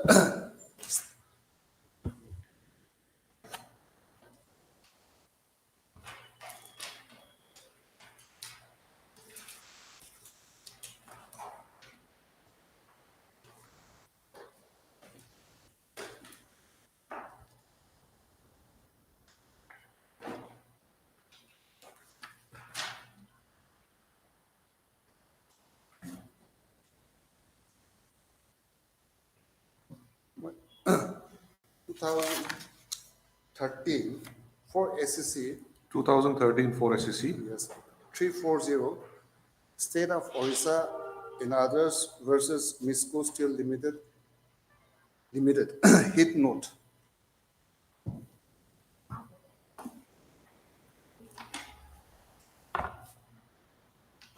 Paragraph? Paragraph 19, 20, 21, 22, 23, and 24, my lord.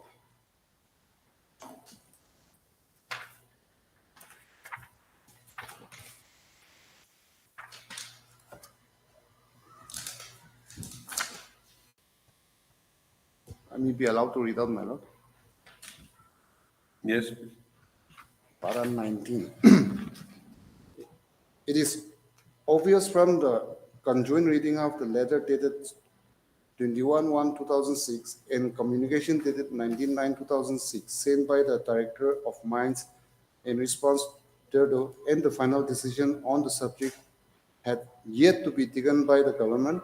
No matter, the government may have provisionally decided to follow the line of action indicated in its communication dated 12/1/2006, issued under the signature of the Joint Secretary Department of Steel and Mines. It is noteworthy that there was no challenge to the communication dated so-and-so before the High Court, nor was any material placed before the to suggest that any final decision was ever taken by the government on the decision of deduction of the area granted in favor of the respondent, so as to render the process of issue of show cause notice for hearing of the respondent company on exercise is in futility. 20. On the contrary, the issue of the show cause notice setting out the reasons. See, Mr. Counsel, I think this issue is regarding the writ petition being premature. Okay, I have noted the paragraphs. We need not read everything. All right, my lord. What is the next?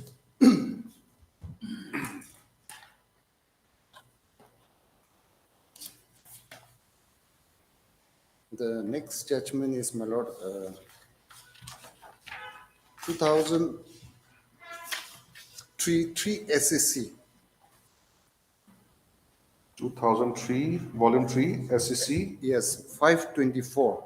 524. Satana Lot versus National Insurance Company Limited in others. Here, it speaks about the wind risk and appellate provision. Paragraph?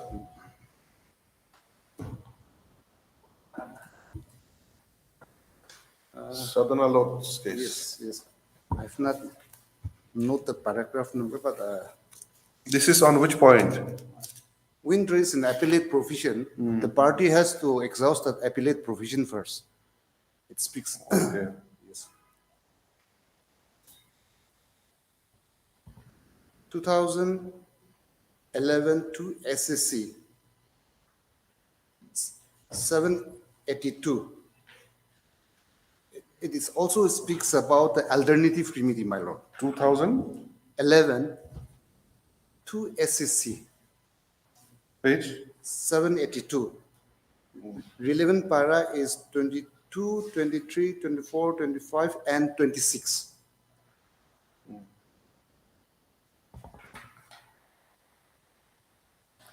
Then 2015 at SSC, that is what the 2015 yes 2015 at SSC 8 1 SCC 1.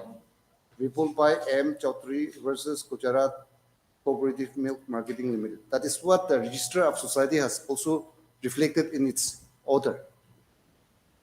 The relevant portion, it will be, my lord, 16, 17, 18, 19, 20, 21, 22, 23, 24, 43, 44, 45, 46, 51, 52, 51-1, 52-2.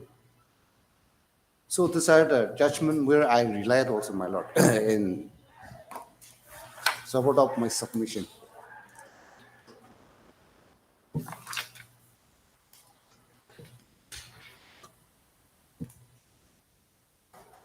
This is on which point? Again, alternative remedy. In absence of provision in the Act to conduct no convenience motion. Yes.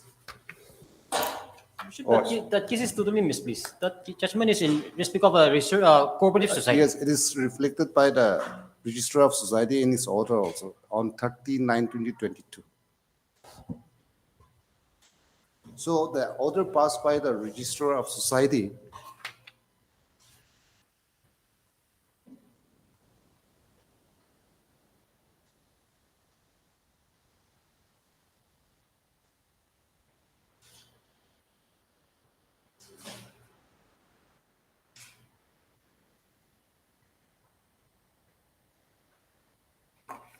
Yes, my lord. So the order passed by the Registrar of Society, there is no illegality or irregularities because it was the appropriate authority who has given it the decision to go for a floor test confidence motion. So the petitioner has challenged that before this honorable court. Now, if this honorable court take into consideration of the status quo, which has already been washed away by the earlier judgment, that means the review petition, there is no status quo also. Now, at this point of time, the petitioner has to go and face the test. That is my submission. And the main petition, which is filed before this honorable court by the petitioner, he has no locus standi to file this writ petition before this honorable court. That is my submission, my lord. Yes. Since my learned friend has raised a number of issues, which might be allowed to take around 10 to 15 minutes to reply. Yes. With respect to Section 4 of the Society Registration Act for non-compliance, Worship, may kindly come to page number 18. That is Nagaland Society Registration First Amendment Act.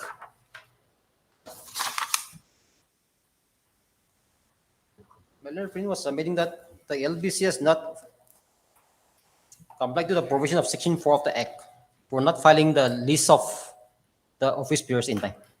Page 88. Page 18. 18. No, 18. Page 18. Of the code. Of the same book, Worship. Worship, this is the Nagaland Society Registration Act, First Amendment. Okay. Yes, 18. Yes, it should become the Section 8, page 18. Yes. Should the penalties. Section 21(1). Worship. Yes.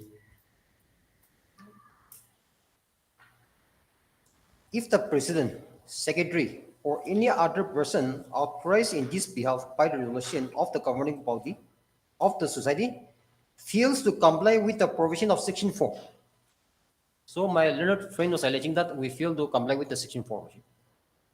He shall, on conviction, be punishable with fine which may extend to 500 rupees, and in case of a continuing breach, shall also be punishable with fine not exceeding rupees 50 for HT during the breach continues after first conviction for such offences. Clause 2. If any person willfully makes or causes to be made any false either in or omission from the list required by Section 4, or in any from any statement of copy of rules or alteration in rules sent to the Register of Societies under Section 4E, he shall on conviction be punishable with fine which may extend to 2,000 rupees. Worship, if Section 4 is not complied, this is a penal provision. So in spite of exercising the penal provision, now the Register of Society is resorting to calling for the no confidence motion. Okay. This is the first submission. Lordship, I may be allowed to place a judgment, Your Lordship. What judgment? Regarding of the society where no confidence motion, when there is absence provision, no confidence motion can be taken by the society by the Judgment by registrar. whom? By the Supreme Court. Your Lordship, it's 2021 SEC online SC 77, Your Lordship. Your Lordship, I may be referred to paragraph 1, 2, 3, 5, 8, 10, 12, 13, 14, 15, 17, 18, 19, 48, and 54. Lordship, I may be allowed to read. Lordship, So let him complete first. Oh, Lordship, I thought he has my apology. No, he has not completed. Lordship, my apology. Yes. So 4, you're saying that this 8 can be invoked? The penal provision can be invoked. Yes. For non-compliance of Section 4. But in spite of resorting to the penal provision as prescribed under the Act, he has called for the no confidence motion by the impugnant.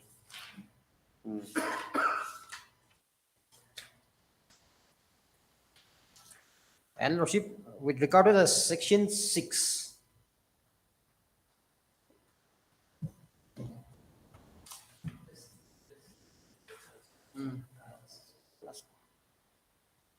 suit by or against the society, Lordship. Yes. Lordship, in the present case, as my learned friend has submitted, the former Reverend Zhang So, he was the executive secretary of LDC. Yes. Unfortunately, Reverend Il Zhang So, he expired on 19/7/2022. Lordship, after his expiry, since the LBC cannot function without an executive secretary, the president of LBC, Lordship, that I feel, since my learned friend has raised that issue in his counter affidavit, since I filed a reply to that. Lordship, we kindly come to the reply which I filed against the counter affidavit of respondent number 5.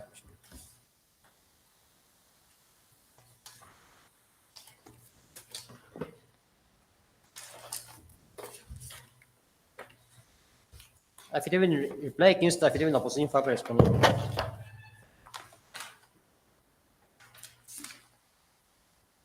Against respondent number 5. Yes, Lordship. Page. Lordship, we come to page number 9. This is from your own dialect, the translated copy is at page 10. Yes.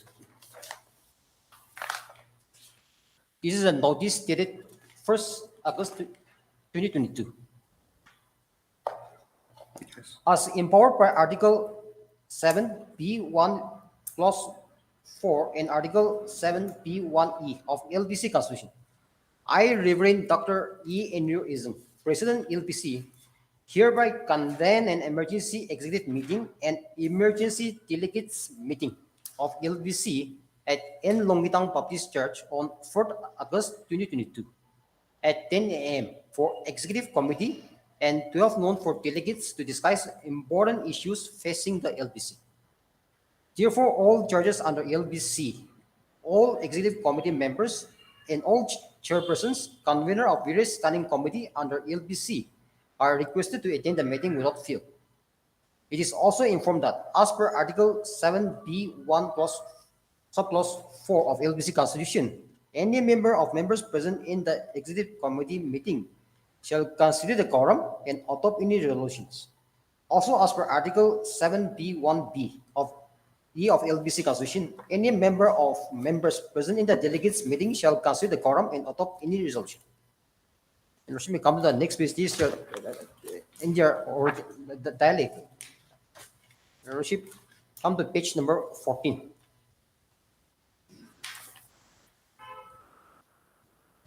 This is a meeting resolution.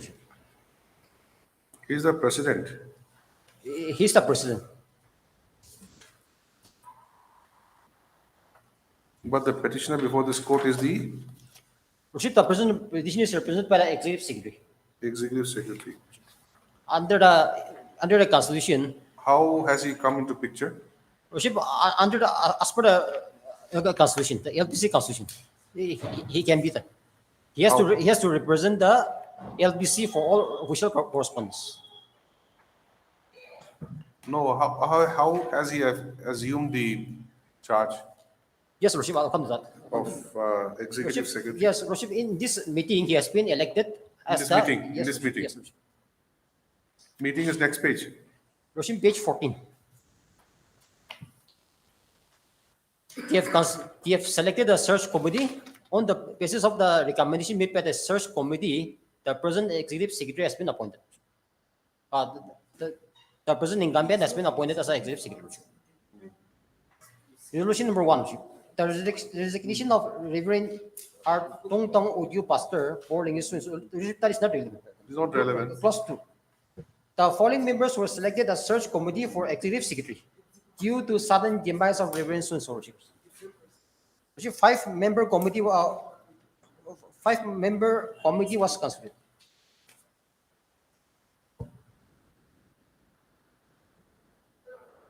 Yes. And we come to Parat 3. The LBC search committee recommended Reverend Su as the new executive secretary, not the present incumbent. The recommendation of the search committee was thoroughly deliberated and recommended to the LBC delegates for approval. Again, it has been further forwarded to the delegates. Who is this recommended? Honvemo P. Kikon. Search committee for executive.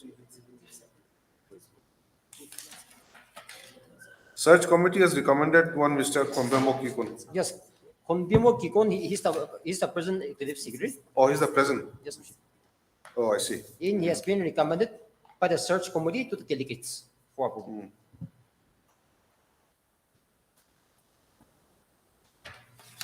And Roshimi, come to page number 17. This is in your dialect. So the translated copy is at page 18.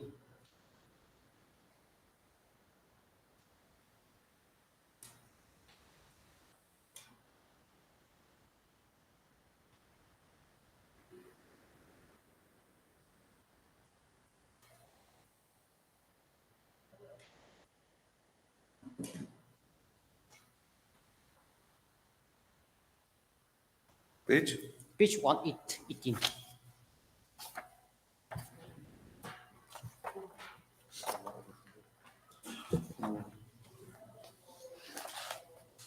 This is the decision of the delegates committee. The executive search committee recommended Reverend Kondimo B. Kugon as the new executive secretary, LPC. The recommendation of the search committee was thoroughly deliberated and recommended to the LPC delegates for approval. This is also the recommendation. Your Worship, we come to page number 19 is the original resolution, but the translated copy is at page number 24.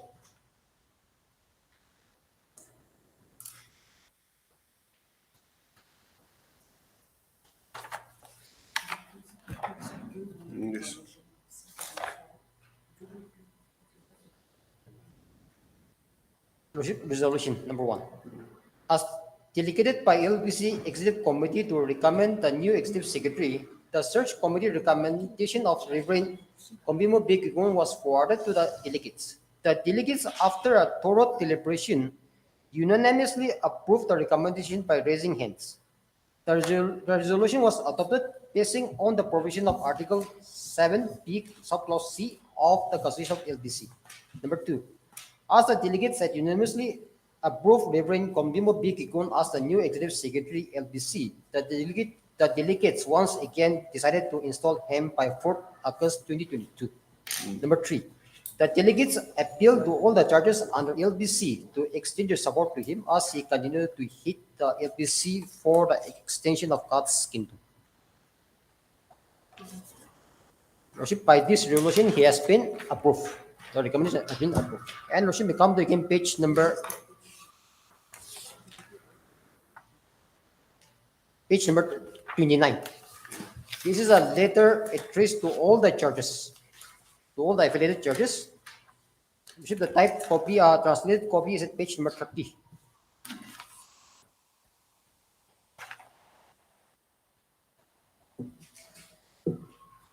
In the top, to all concerned, that means to all the affiliated church, subject notice of change of card and Nota Baptist Church Association. This was issued on 5/8/2022. The date is also important. With due respect, I have the honor to inform to all concerned that following the untimely demise of the Executive Secretary LBC, late Reverend Dr. L. Zhangso, an emergency meeting of both the LBC Executive and delegates was convened as per the provision of Article so-and-so and Article so-and-so at N. Longitang Baptist Church on August 4, 2022. As per the provision of Article so-and-so, a search committee was appointed. And on the recommendation of the search committee, Reverend so-and-so was selected and installed as the Executive Secretary, Utah Baptist Church Association.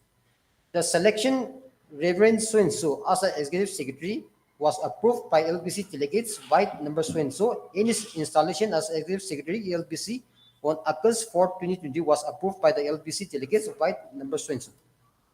Therefore, from August 4, 2022 onwards, all official dealings, correspondences, recommendation, and all official communication to and from LBC shall be carried out in the name of Reverend so-and-so, Executive Secretary, unless duly authorized by him in writing. This is for so-and-so, so-and-so.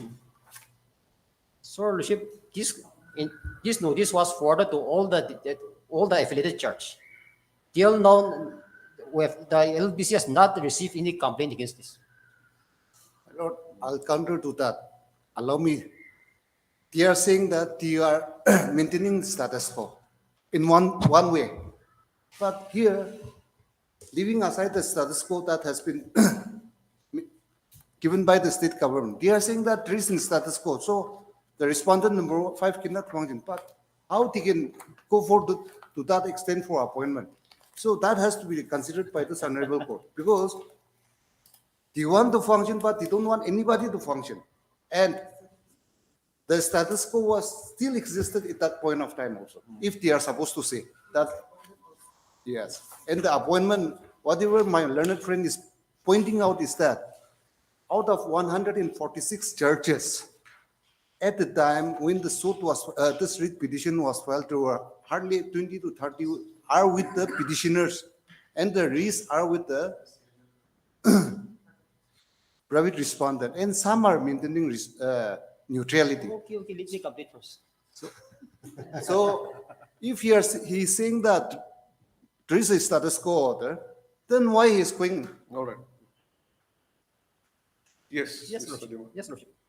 Lordship, my learned friend was referring to the impugned order. We come to in the writ petition, page 74.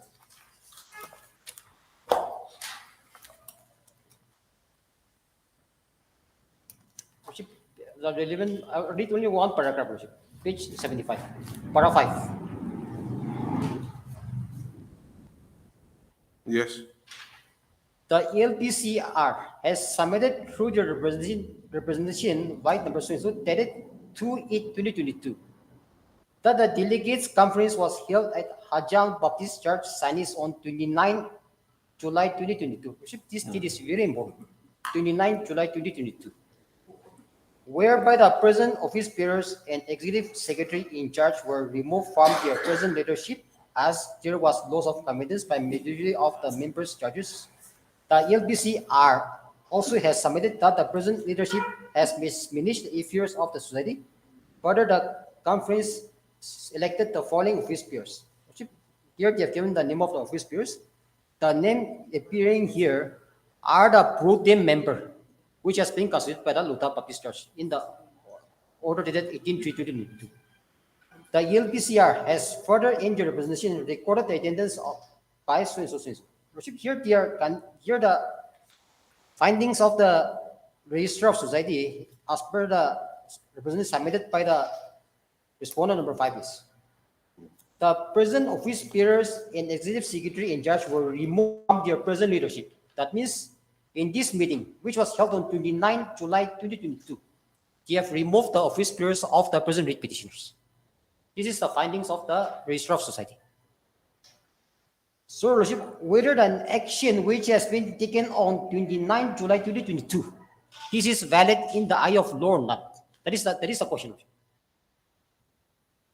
Lordship, the state government has advised all parties to maintain the status quo as it existed prior to 18/3/2022.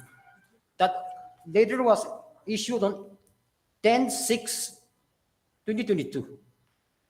This resolution was taken on 29 July 2022. After the state government advised all concerned parties to maintain the status quo. So the resolution which they have taken to remove us, that was adopted totally in violation of the status quo direction passed by the state government.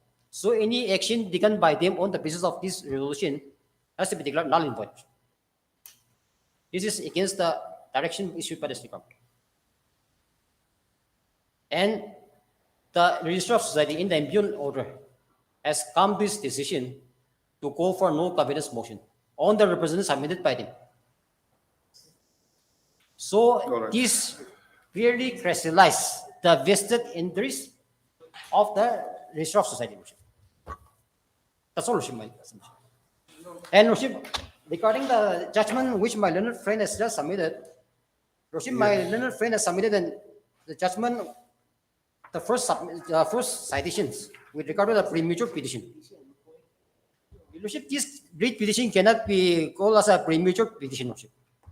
Against the impugn order issued by the register, we have submitted a representation dated 1/10/2022, which my learned friend has just read, which is enclosed at page 79, Lordship, to the Home Commissioner. Since the Home Commissioner has not taken any steps before we have filed a present writ petition against the impugn order, we have submitted this representation. Since there's no appellate provision under the Act, there's appellate provision, but the appellate provision can be resorted only against the cancellation of society. In the present issue is not with regard to the cancellation of society. And provided there are rules. Provided there are rules. So far, the rules has not been framed. And with regard to the Lordship, my learned friend again has submitted regarding the appellate provision, Lordship, that I'm not repeating again. And regarding the alternate remedy, what remedy again, except apart from approaching this honorable court against the action of the respondent, what alternative remedy I have? And with regard to the judgment pass, which my learned friend is, the State's Council is also about to rely about the judgment pass in the year 2021. In the judgment pass in 2021, also the Supreme Court has retreated the judgment pass in Lordship and we pull by M. Chaudhary case, that is reported in 2015 8 ACC page 1, which my learned friend, both my learned friend has submitted. Yes. Lordship, this case, this Vipula Pai Chaudhary case, this is an issue relating to the cooperative societies. Your Lordship, the cooperative society was given the constitutional status by 78th Amendment of the Constitution and included under Part 9B, Article 243ZH of the Constitution of India.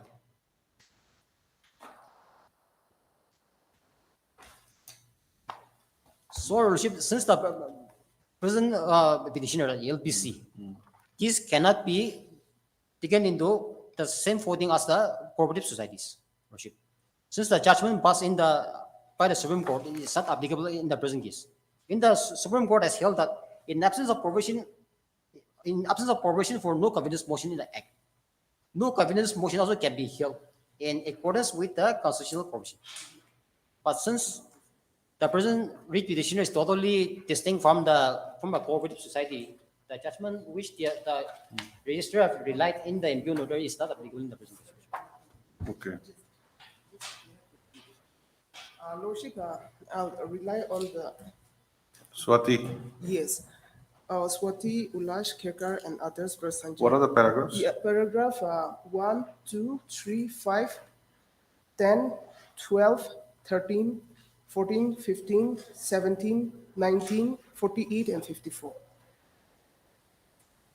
Because your Lordship, in this case also, it's quite very similar to the present petitioner. If Lordship permits, I can read. Otherwise, Lordship, I will just read only the. Just read the operative portion. Okay. Lordship may come to page para 14. 1-4. Yes. Para 14. The High Court vide final judgment and order dated 28/5/2020 frame and adjust the 5 issues. The issues read as under. Number 4 is only relevant to us. In the absence of any provision in the bylaws or under the Act for bringing up a no-confidence motion or to remove the office bearers, could the applicants have insisted on having a special general body meeting for discussing those issues? Then, para 15. While addressing the 4th issue, the High Court placed reliance on a decision of this court in Vipubhai M. Chowdhury vs. Gujarat Cooperative Milk Marketing Federation Limited and held that no confidence motion can be maintained even the absence of provision, therefore, in the bylaw. The relevant portion of the impugned judgment is reproduced below. Vipulbhai M. Chowdhury, I reckon, clinches the issue. In any democratically constituted institution, the office bearers continue to hold the office during the pleasure of the members that have chosen those office bearers. Sometimes the governing rules or regulations of that institution are silent about how the governing members must account for the misdeed or maladministration when the tenure is subsisting. But it is no license for them to wreak havoc in the name of administration and annihilate the institution. In other words, it is institutionally inherent that the governing members must administer the affairs of the institution faithfully, honestly, and diligently. They should always remain accountable to the members for the omissions and commission.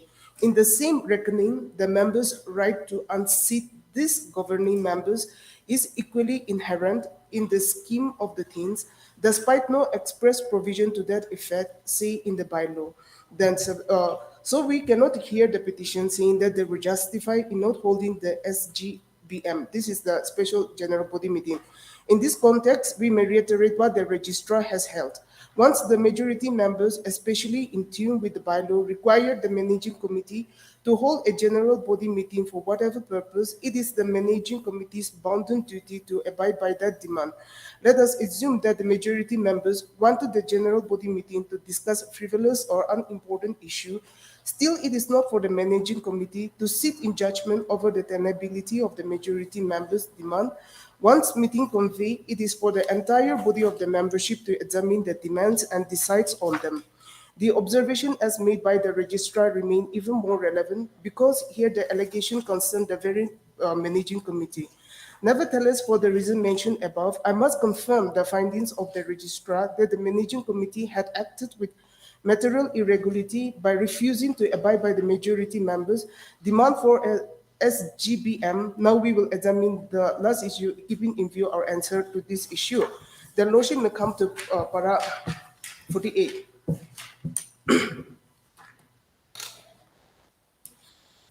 Para 48,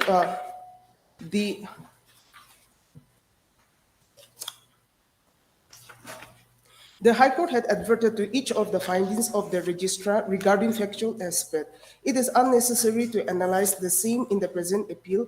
Considering the course propounded by the appellant, what is relevant is the view taken by the High Court that the then managing committee was amiss in admitting the 22 new members. The High Court agreed with the view of the registrar that only after the outgoing managing committee had secured the trust vote and confidence of the majority of SGBM, it could have proceeded to admit new members, for which the issue of no confidence requisitioned by the majority, 18 out of 32. It had lost legitimacy to take any policy decision regarding the management and administration of the society, which included induction of new members. The High Court expounded about the danger of resorting to such stratagem, as it was likely to upset the constitutional membership pattern of the society and inevitably strengthen the hands of the office bearers of the outgoing managing committee and enable them to cling to the power despite being under a cloud due to expression of no confidence against them by majority of members by letter dated such and such. Then Lordship, para 54. To conclude, we uphold the view taken by the High Court that the decision of the managing committee dated such and such suffer from vice of tolerable exercise of the power and thus illegal embedded in law. So, Your Lordship, here also, if we go through the facts of the case, it's more or less same with the present petitioner society. Yes, Lordship, that's my prayer. So, yes.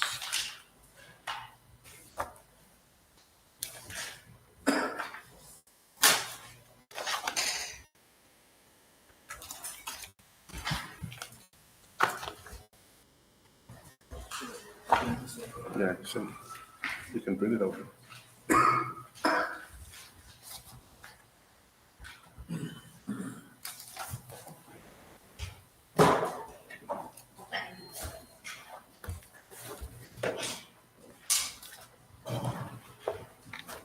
Send me this book, sir. This book will be required. These two books will be required. Heard Mr. Lima Wapang, learned counsel for the petitioner. Ms. V. Shukre, learned additional AG for the respondent numbers 1 to 4. Yes. And Mr. Bendang Wapang. Bendang Wapang. Yes. Bendang Wapang, learned counsel for respondent number 5. Hearing concluded, judgment reserved. Much obliged.